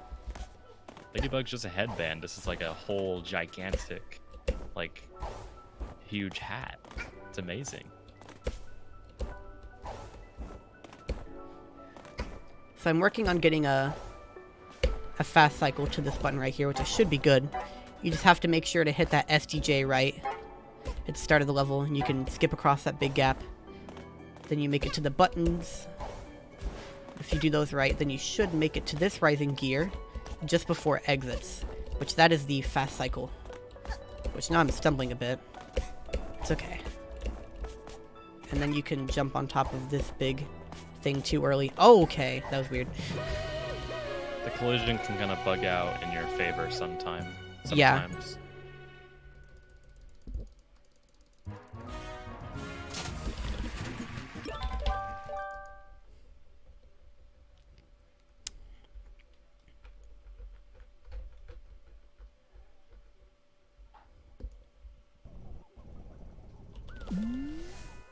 Now we're going to do another movie level. This is Train Rush.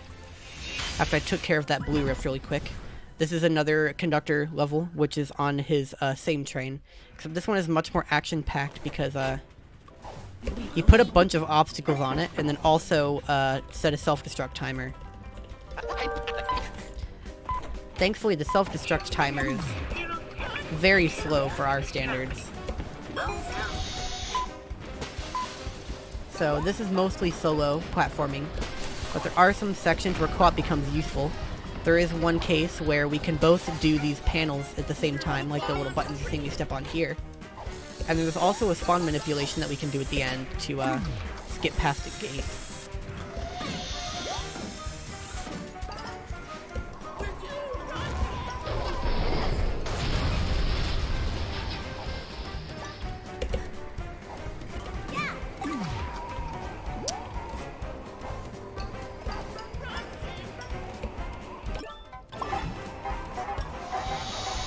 Right here, he's gonna take the left side, I take the right side.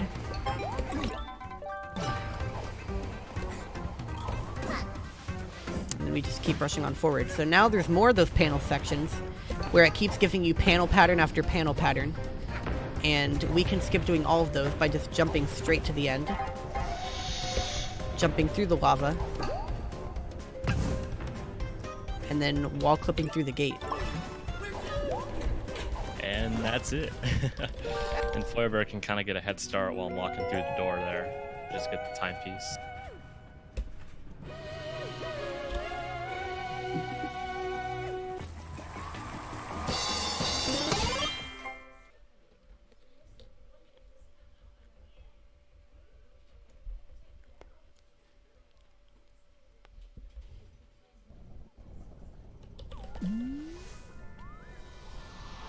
So now we're going into Parade. As you can see, Conductors at the bottom currently has more points. But we're about to change that right here. We get a lot of points for grooves from the big Parade. It's a very long level, and we have a lot of time to get objectives.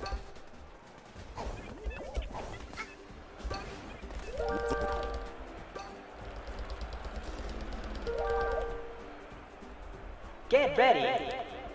Go! This level's a bit different from a regular parade because we both have two sets of owls following us around. Same rules apply for the regular one. In this one, we're just going to be making sure to get all those groups tokens, as well as we'll be spreading out the faucets and the buttons a bit so we can do them a little faster. Yeah, the DJ Grooves tokens give us extra points towards grooves, and so we're going to try and be collecting those.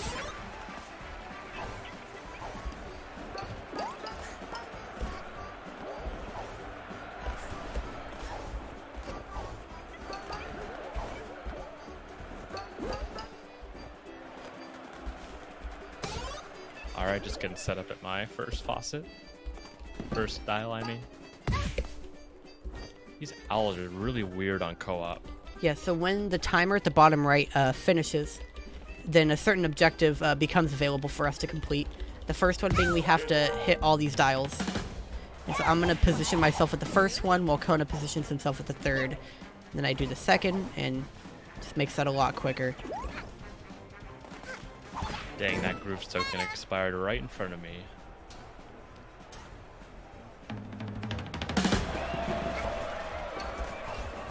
Like you said, there's also nearly 50 pawns just laying around for you to grab in this level, so we're going to try and get all those.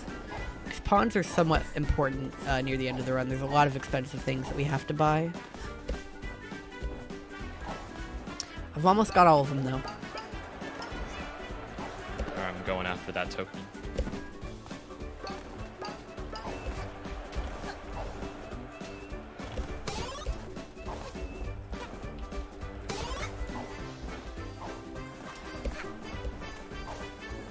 Okay, I think all the pawns are out of the way. Yeah, we're good. Yeah, the frame rate on this level is rough, especially on co-op.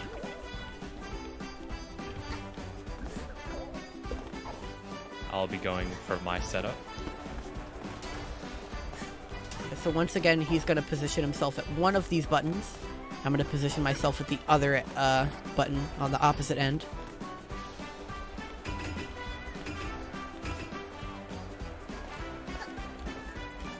Does the ice hat thing work on this patch? No, it does not. Okay, I just wasn't sure when they patched that out.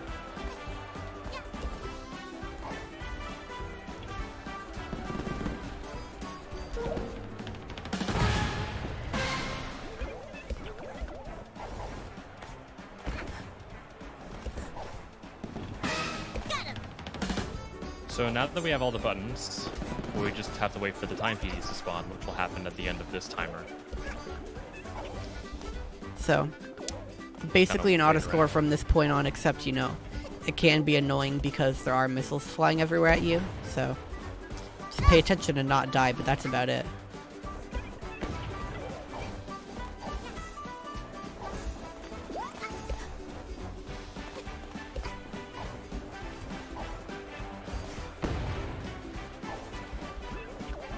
Okay, I'm gonna despawn you now. Cool.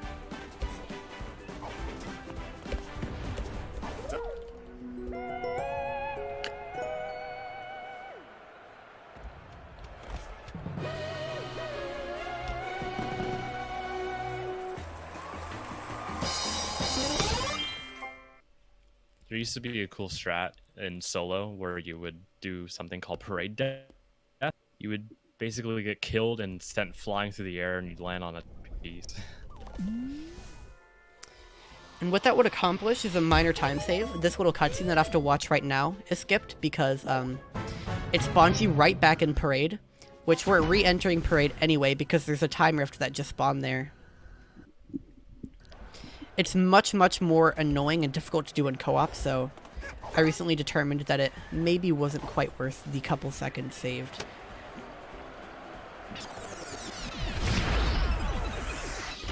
Maybe down the road. So this rift has some cool sequence breaks. There are owls following you, just like in Parade, but we'll try to ignore that. I'm gonna go for a really difficult SDJ here. Wait, hold up. I have to retry that. Nice recovery. Yeah, those are really improv recovery right there.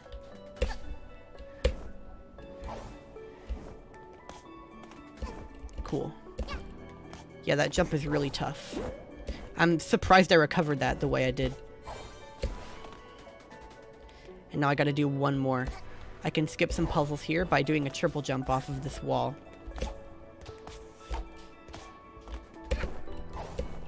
Actually, I just did a double sprint jump instead, and it still worked. Okay. Please. Don't give me a heart attack like that. I think I skipped a beat there. That was scary. Two very scary things happened this run. Okay. I'm not going to do the phone thing this time, because I don't actually think it's faster. Oh, really? Yeah. Okay. I'm doing it on the wrong level. I have one more level to do first. Yeah. I forgot about this level. This 10-second level right here. The only important thing about this level is that this level is the one that determines end all be all who the winner of the award is going to be. So I've locked in that it's Grooves. And now we're guaranteed to get his boss fight, which that level is incredibly difficult. A lot of text bashing, some very complicated movement, but we got through it.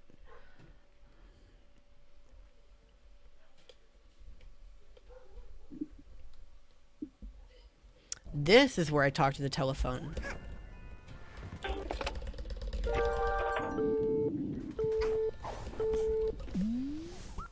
Alright.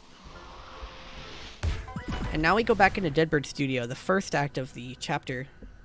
That phone call was telling us, hey, there's a dark secret going on with the award. Go into the basement and investigate it. So, Hat Kid doesn't really want to do the detective work. She probably just knows that Groove has another timepiece, and she's like, alright, you know what? This is worth my time. I'm a greedy little child.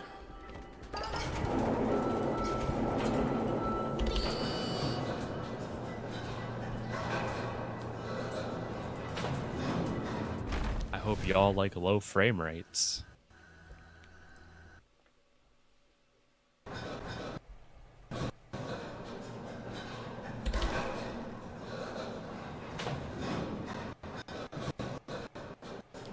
This cutscene is very annoying to run. You need a good computer or else this kind of thing just happens, but you know, it's going much more smoothly than it did the last run we played. I spoke too soon. Hold up. Here comes the 1 frame every 1.5 seconds. And Hat Kid's dancing follows suit. Now we're through.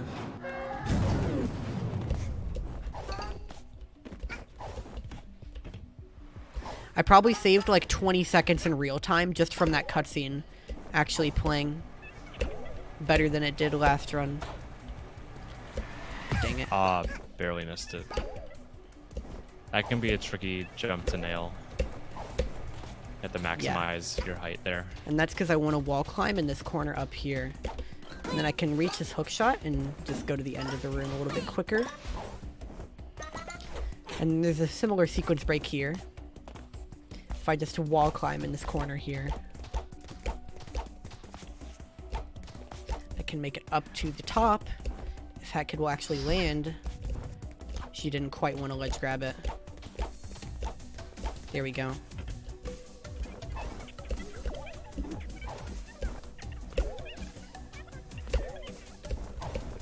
There we go. That skips that second room. The last room is the fastest of them all because you can just do this door clip right here and skip all those buttons. Oh. I didn't do it right. There we go. And now Kona's just gonna go and get some extra pawns while I go into the main objective. These cameras right here, you can just walk right through because they don't detect you fast enough. Now I'm just gonna make my way to the boss. The boss for this level is very broken. There's a quick kill we'll be doing that's pretty tough. Also really impressive. Dang it, I forgot to despawn you. I want to get rid of Kona here because I need to do a spawn manipulation soon after I re-enter the level. Could you remind me what time to go at? Wait until he does a spotlight attack and then beeline across. The attack where a bunch of spotlights fall from the ceiling. Just beeline when he does that. So yeah. I'm gonna spawn Kona out of bounds here. And he has to be careful to make sure that Grooves does not go fall through the floor. Alright, so get ready to go. I think he might do it. Go.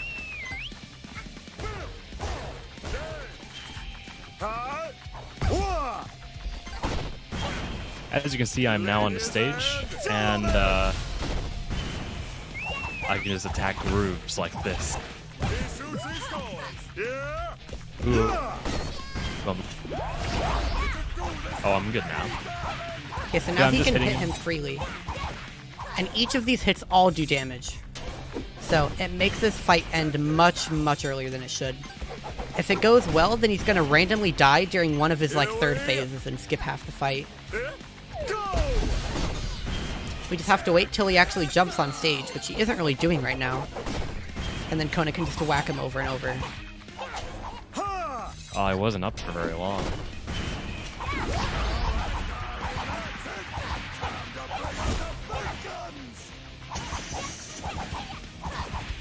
Yeah, all of those umbrella swings indeed do damage, even though they don't have the animation each time.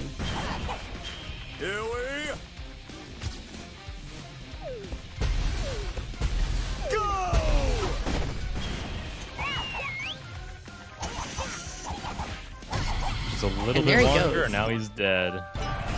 Yeah, that's the fight already over.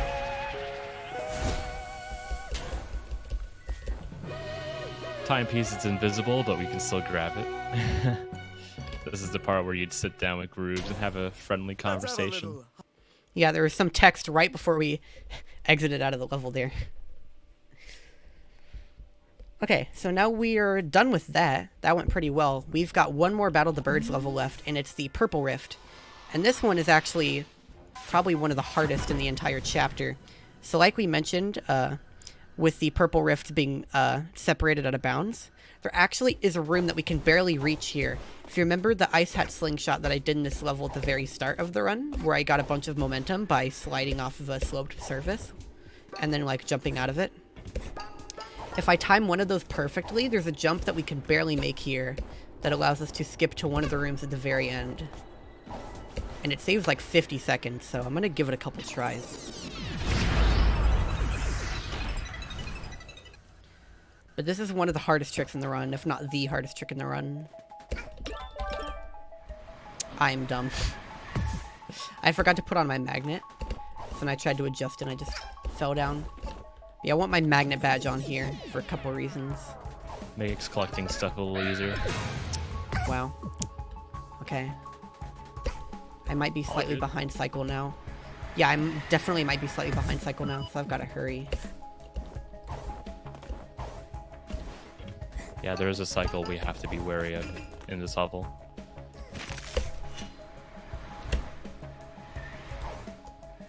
Three, two, one. Nice. Yep, so I'm that is dead. it. I'm dead, but he's made the jump. So if he can continue this and clear the level, then we'll have successfully skipped all of the rooms. Oh, I thought that was flight. Let's give that another try.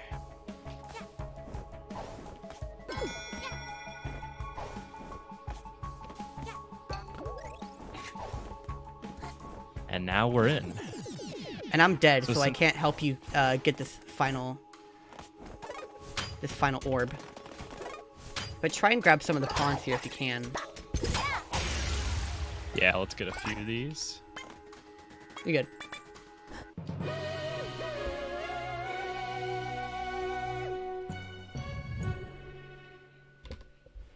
Yeah, that rift is really cool. You can exit out here. But yeah, at least we got the jump first try. I died, but you know, that was from other reasons. I'm glad we hit that trick. Yeah, but the cycle was good, yeah. even if it was late. Could have been much worse.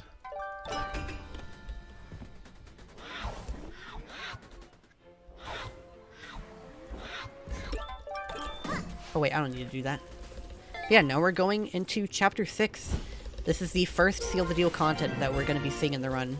Other than, you know, co-op, of course. But this is probably my actual favorite chapter to do runs of.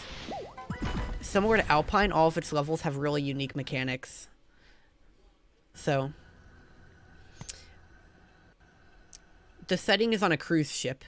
And this first level is, this is where the ship is docked and we actually get onto it. It sets sail, and when it takes off of the dock and it's out at sea, the boat enters a different state. And once the level actually starts... Oh, I need to get this relic here real quick.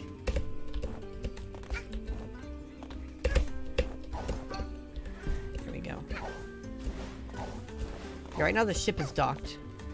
I'm gonna get a way of entering it much quicker. So, if I use my ice hat to swim underwater, which the water normally damages you because it's freezing cold, but I'm gonna go way, way underneath like this, out of bounds. I'm gonna pass under this wall into the ship, then spawn in Konasumi. He's gonna go flying up, hit a damage barrier from the boiler room, and now, you know, he's in this weird animation. That's very powerful.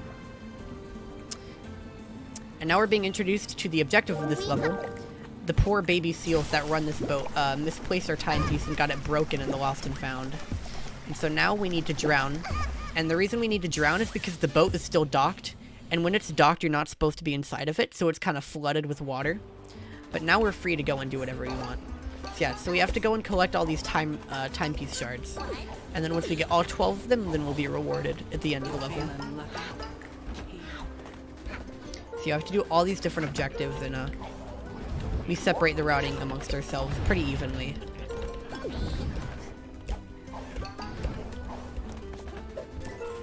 The most important thing to look out for in this level is getting to know the layout of this ship, because doing so is very important, especially for the act coming up after this.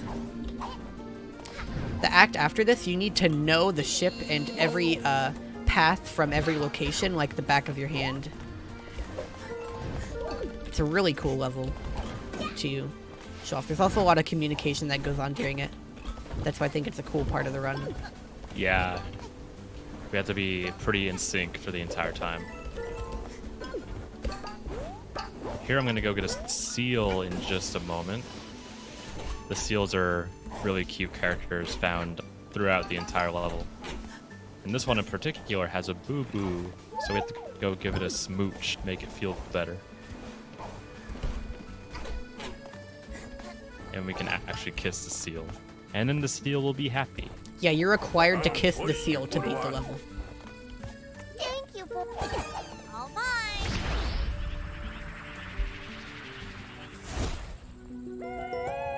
But that was a good Act 1. These acts in Arctic Cruise really emphasize exploration.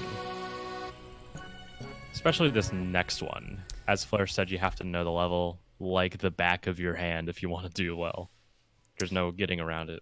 Also, something I just realized, since my route is shorter than yours and you always end up getting to the final task first, I have extra time to mess around, which means I can show the egg seal in the run. Yeah.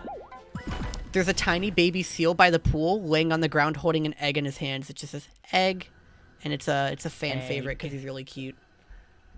Shoutouts to Yellow Jello for adding that at the last. It was a great last-minute addition. So yeah, here, the captain of the ship tasks us with helping around. You take over here. Yep. So Kona's going to be playing on split screen player 1 for this level. And I'll explain why. So, in this level, you have to go grab a bunch of tasks in spots that all have designated endings where you have to deliver them. Spawn me in. So right here, we've got a captain task and a casino task. And I'm just going to call the rooms by where they are, and these are all labeled. So right here, I'm going to despawn myself, and then Konasumi will follow suit and respawn me. And essentially what that does is it allows me to warp to the captain's room whenever I want, just by HackKid being a warp point. So whenever I have a task that it requires me to go to a different spot, like right now, you can take that captain task if you want. Oh wait. Got it. What happened? Unspawn me and respawn me. Can you not control Bokid? No, I couldn't control. Alright, I'm good now. Okay. Yeah, I must have messed something up. But yeah. These tasks all have designated locations. So, I know where every single task ends up. And some of them are much better and worse than others, and the time that you get in the level can be affected based off of your RNG like that. But I still enjoy doing the routing no matter what luck I get. So, like right here, these tasks are not good. These Mercial tasks is the name of this room. But at least there's also a pool task that spawned in, and pool is connected with Mercial. So, I can chain these together. Yeah, so you saw that I will be acting as a spawn point for Flare Bear here, just to make his navigation around the level easier. It's a little more efficient than us both doing stuff, but if there are stuff close by for me to do, then I'll just go ahead What and is do this? RNG. This is really bad. I can't believe that took me to Mercial. I wish it had just gone to pool. They're tasks called freebies, and freebies are tasks that start and end in the same location, and usually those pool drinks are freebies, but I got bad luck on that. And so now I have to do a bunch of extra traveling, and this is going to end up being pretty slow. You can take that captain task. I'm getting a captain task. So, if Kona can complete a task and make it back before I'm finished, then it's okay for him to do so. Alright, another captain task. I'll be getting that. Go ahead. Man, this RNG is not good so far. Hopefully, we get some good task chains coming up soon. We just got a weed. A weed is a really unique task. There are the little weeds in the floor in Mercial. And, weeds don't have a designate. Another weed? Okay, wow, that's really lucky. Basically what you do, they're just free tasks. You just walk up to them and you pull them and it gives you a point. That's literally all it is. Oh man, I'm getting a lot of stuff here. Wow, what is this luck? This is great. I'm getting some stuff in the oven.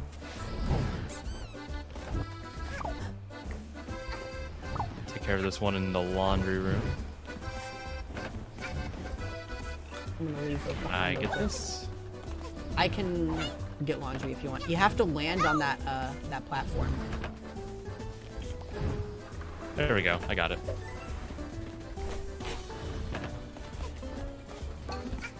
This level also has some guiding arrows that you can use to help maneuver around the level. It helps if you're new, but sometimes they won't guide you properly.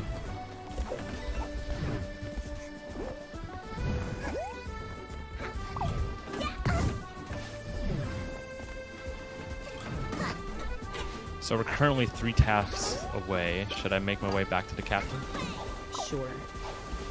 Ooh, there's another captain task. Dang it, I don't want And if I get that? go ahead. Yeah, and then I'll go back to captain for good.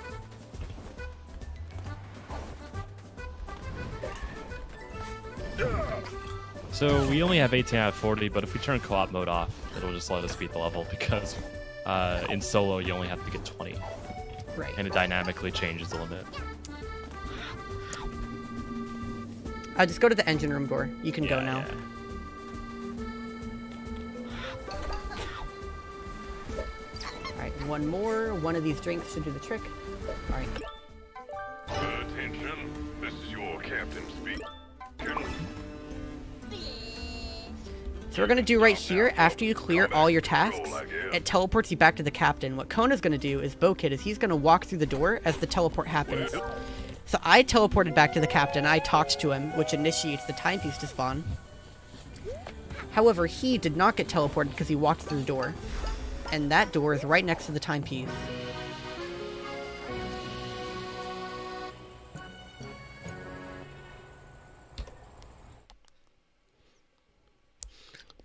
It would have been a much better ship shape if the RNG at the start wasn't so slow. The thing about ship shape is that the difficulty goes up as you go on, and difficulty represents like how often tasks spawn. And so difficulty goes up when you complete stuff. Whenever you're really early on into the level, the difficulty is so low that basically you're never going to get another task until you complete the one in your hand. Whereas later on, if you get a really bad task, you can just leave it and go for better stuff. But if you get a bad task at the start, you have to complete it, or else like your difficulty will just settle there and you'll be getting really slow times. They serve fish in kitchen. Also, fish are guests on boat. So this Mafia level's pretty try not sad. to think about this. Hat Kid sees... Oh, you got it in the cutscene. Oh, snap. Hat Kid sees an iceberg out in the distance with a timepiece on it, and in a you know, fit of greed, just crashes the ship and doesn't even care about all the baby seals and the people that are having a good time on the ship. It's just so selfish. I can't believe she would do such a thing. I expected better I'm from Hat actually Kid. crying. Thanks for the raid, Flad. Oh, nice. What's up, Flad? It's all going down. Up. Never thought So I'd right see the here, day. there's an underwater checkpoint that we can do to skip this first phase of rescuing.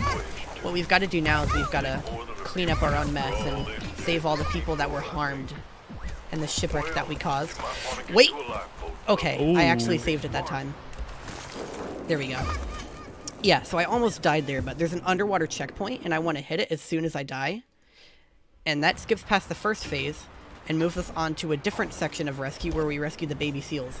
You know, those are the most important people to escort off the ship. So we're just gonna take care of those right away.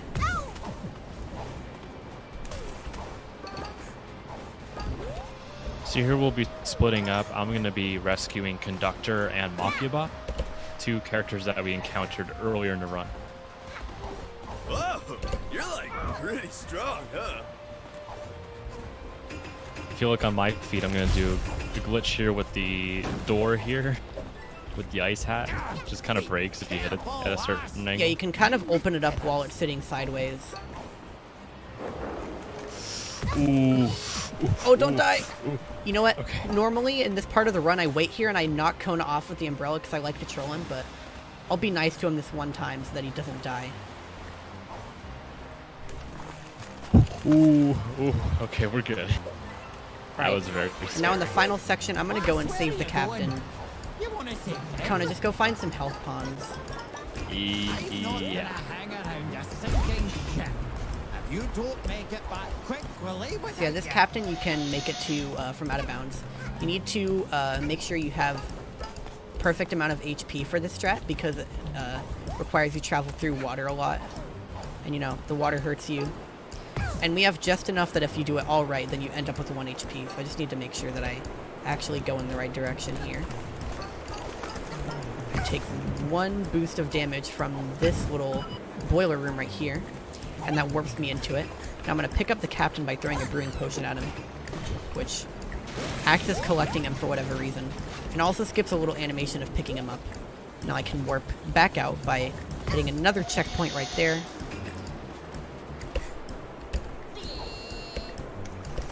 And then just SCJ to the end. And that's it. Good stuff. Everyone's been saved, and now Hat Kid gets a timepiece that she always wanted.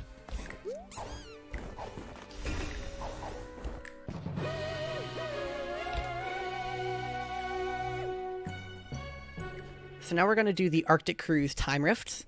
There is only 1 blue rift in this chapter, whereas normally there's 2. But it makes up for that by being more complex than all the other blue rifts that exist in the game. You know, normally it's just some combined segment of moving platforms. But this is much more complex. This has like zip lines in it. And basically what it is, you have this really long section of obstacles containing weird gimmicks from other chapters like flamethrowers and stuff like that. And then you get a zip line, and the zip line takes you up to the next floor, because this rift is the balcony. And it takes you up to the next floor, and then you do that again, and it takes you up to the next floor. And there's 3 floors in total before you make it up to a platform way up above you with the timepiece on it. Well, the funny thing about it is that the game... Wait, I'm not going the right way. Can you go into Mercial for me? I accidentally went the wrong way. Actually, never mind. Oh, you got it. Yeah, I accidentally went to where the Rock the Boat spawn is. Oh. But the balcony's up here. Oh my gosh.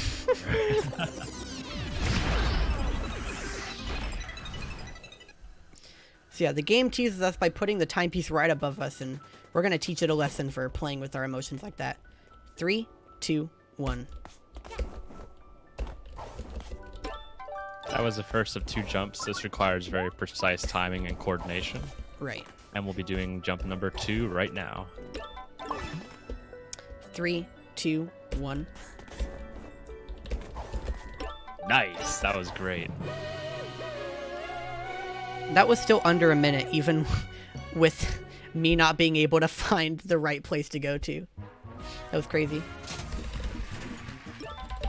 We've gotten good at that.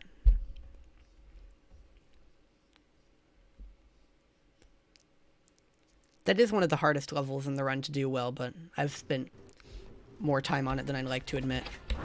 So now we are making the Purple Rift Relic for Arctic Cruise, and we'll be making Deep Sea, which is our final level in this beautiful chapter.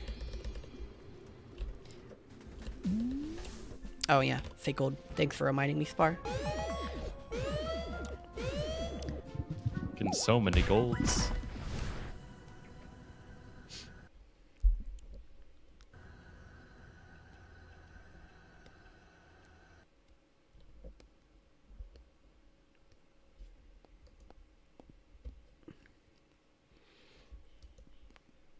So yeah, this Purple Rift can be pretty difficult to do. The platforming segments that lead up to the ponds that you need to collect are all really lengthy. And also it's one of the most visually appealing levels in the game. AKA it's one of the most laggy levels in the game. So we'll be trying to work around that. And for this video, I am playing on Parsec, so it's going to be pretty rough. Yeah, he has bad frames plus latency from Parsec. Of course, not a problem in person with a local co-op run, but something we have to deal with while we submit this when we're half the country away from each other.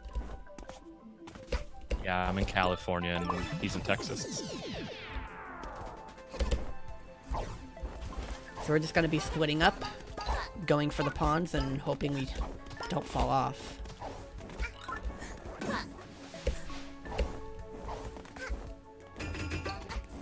Please.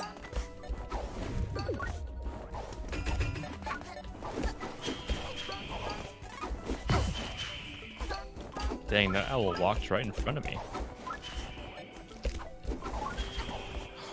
Oh my gosh, I missed. Wait a minute. I'm good.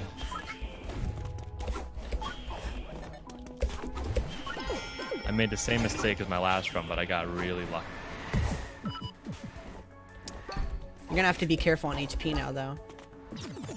Yes.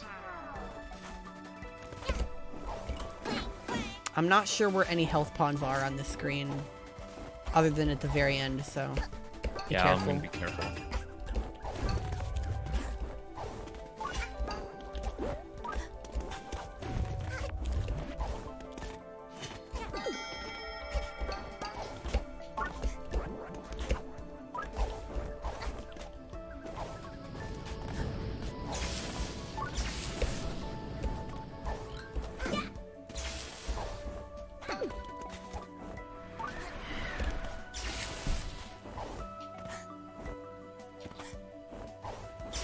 Alright, go ahead and grab that extra health pawn. Yes. Go.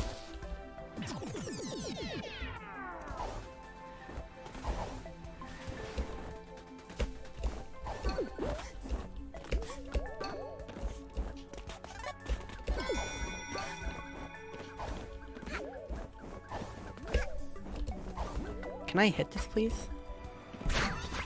Ah, cat! Oh no, please don't be soft locked. I think he is. No way.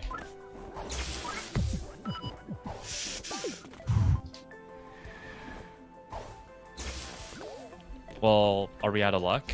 I can try and get this one last pawn. Oh, please. Okay, I made it. Okay, you can go into the next room, I think. Oh no, we're gonna need one more. I have 1 health, so this isn't looking good for me.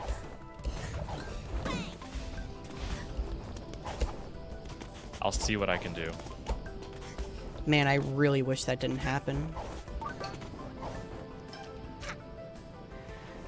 You gotta take the ice platform. Yeah.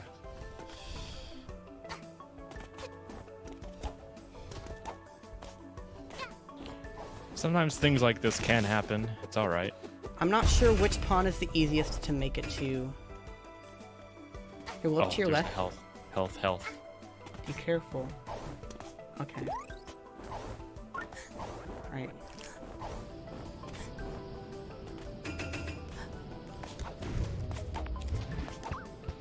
Oh!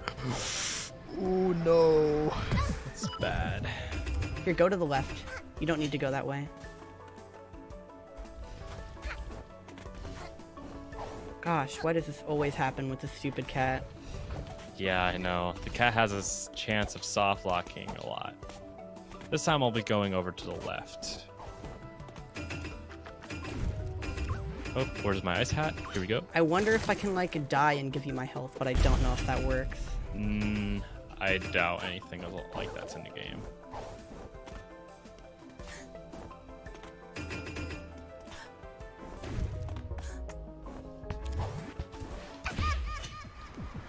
Oh my gosh, dude, no freaking way.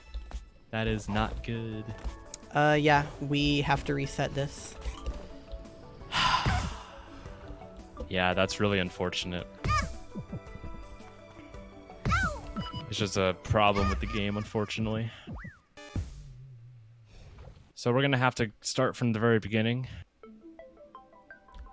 Which is okay. We can get through the first 3 rooms really quickly. Yeah, that's really unfortunate. Because our run was really good up until then. Man. And that's like one of the hardest rooms too, is that last one. And it's not very forgiving when it comes to dealing damage. And just being overall risky. So the cat soft lock Flair was talking about, you want to defeat the cat so you can get your hats back, but the cat was not able to be accessed, so it was impossible for Flair to get the hat back. All right, ready when you are. Go.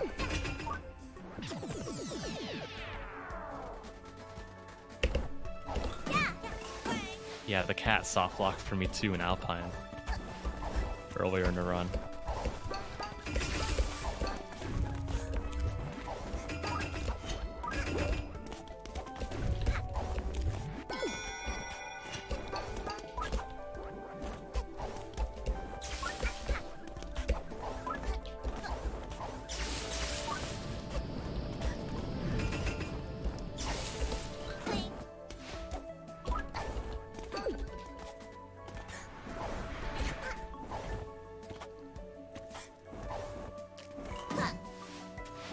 Alright, we're good. Let's go.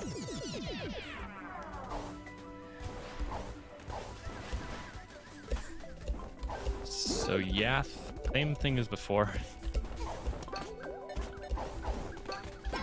Hopefully if we do run this at GDQ, the cats won't soft lock. That'd be pretty cool.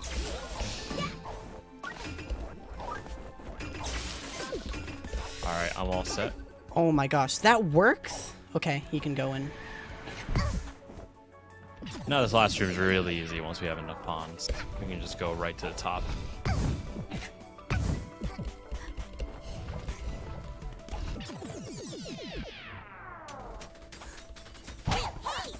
Oops, my bad.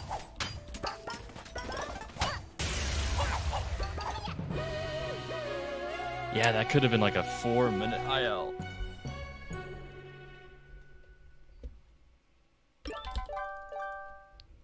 This is still gonna PB, by the way, I bet. Yeah, no, it is, which is the funny thing.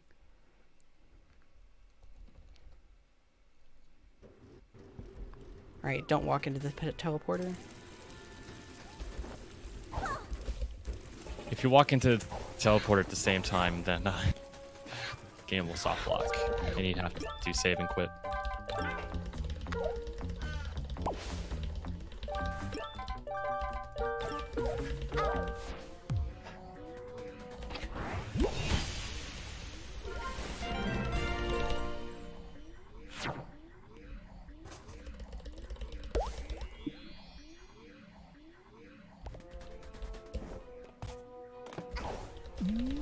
Okay, so we left some Mafia Town levels for the very end of the run.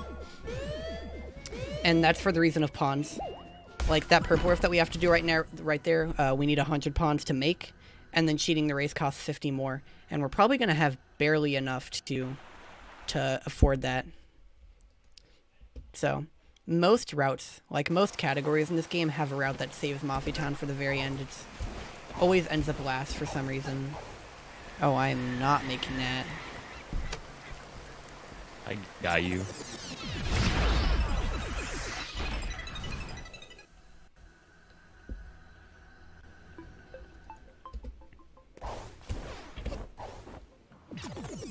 So here, like the rest of the purple rifts, we're just gonna be dividing tasks among ourselves.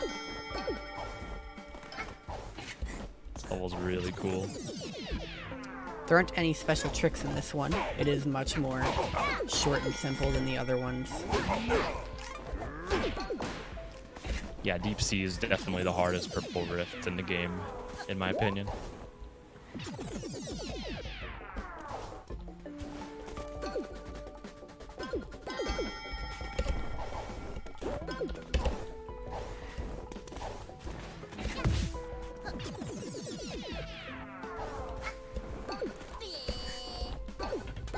There we go, and that's it. Yep, that's the entire Mafia of Cook's purple rift. Do we need to get these pawns? No, we're good. Good.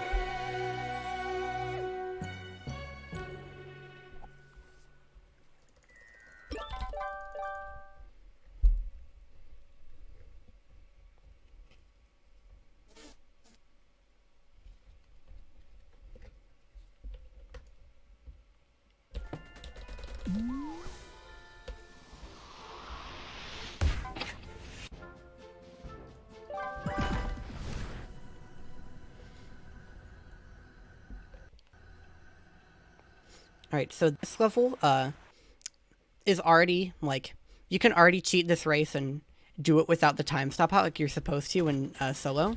But co-op makes it just even more silly. So what I'm going to do is I'm just going to run to the end while Kona waits at the race right there. And then he's going to initiate the race while I'm basically waiting at the finishing line. It'll take Flare maybe 5 seconds to reach the finish line from here. Yeah, the Mafia guy doesn't even stand a chance.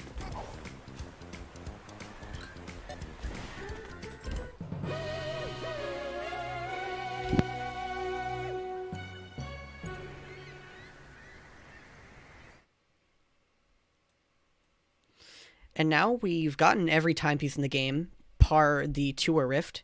The Tour Rift is one more purple rift. You don't have to craft it like the other ones. It unlocks when you get every timepiece in the game, which we have just fulfilled. So I'm going to try that triple jump again from earlier, and I can maybe make it over this gate. Otherwise, Kona will do the intended route. Oh look, of course I get it.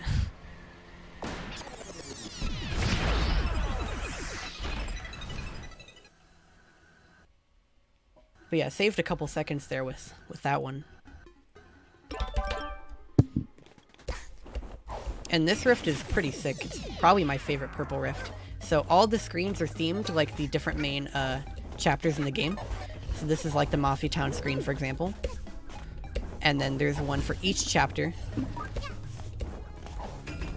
We're going to be skipping some of them, though. I just missed that.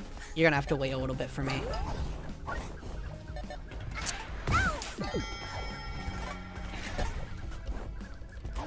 Where is the platform?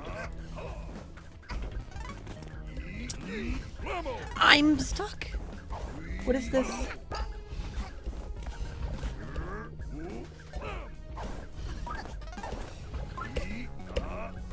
Okay, go. I'm done. Alright, so this room is the more interesting of them. Why did that catch me? I got a bad cycle there. I'm low on health.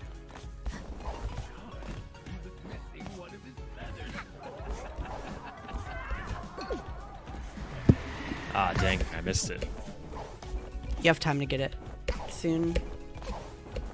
I'll let you know once I'm ready. Okay. Yeah, so we're about to set up for a bokeh bounce here. And it's going to let us scale this final wall. 3, 2, 1. Okay, so now I'm up here. And the Battle of the Birds screen, if I can make it on top of this invisible wall, okay, has these weird metal beams that extend way, way, way, way outside of the map. And so I can literally just dive boost for free. If you see those decals below me, that's the Alpine screen from Chapter 4. Be careful not to die. Grab some extra health pods if you have time to. Yes. I can just make my way right over there.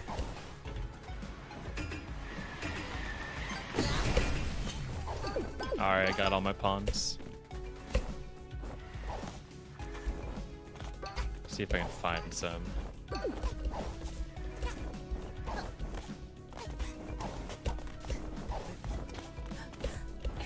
And that's the Alpine screen. We just skipped from 2 to 4. And I just have to make sure not to die in finale. I'm going to wait for that fish to show up so I can get some health here.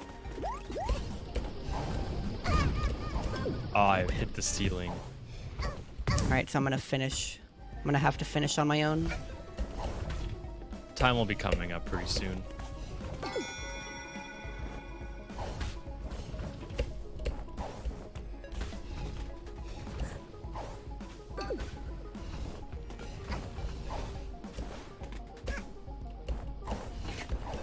And that is the final room, and now we're just in the attic. This is the final timepiece in the game, so this will be time. And...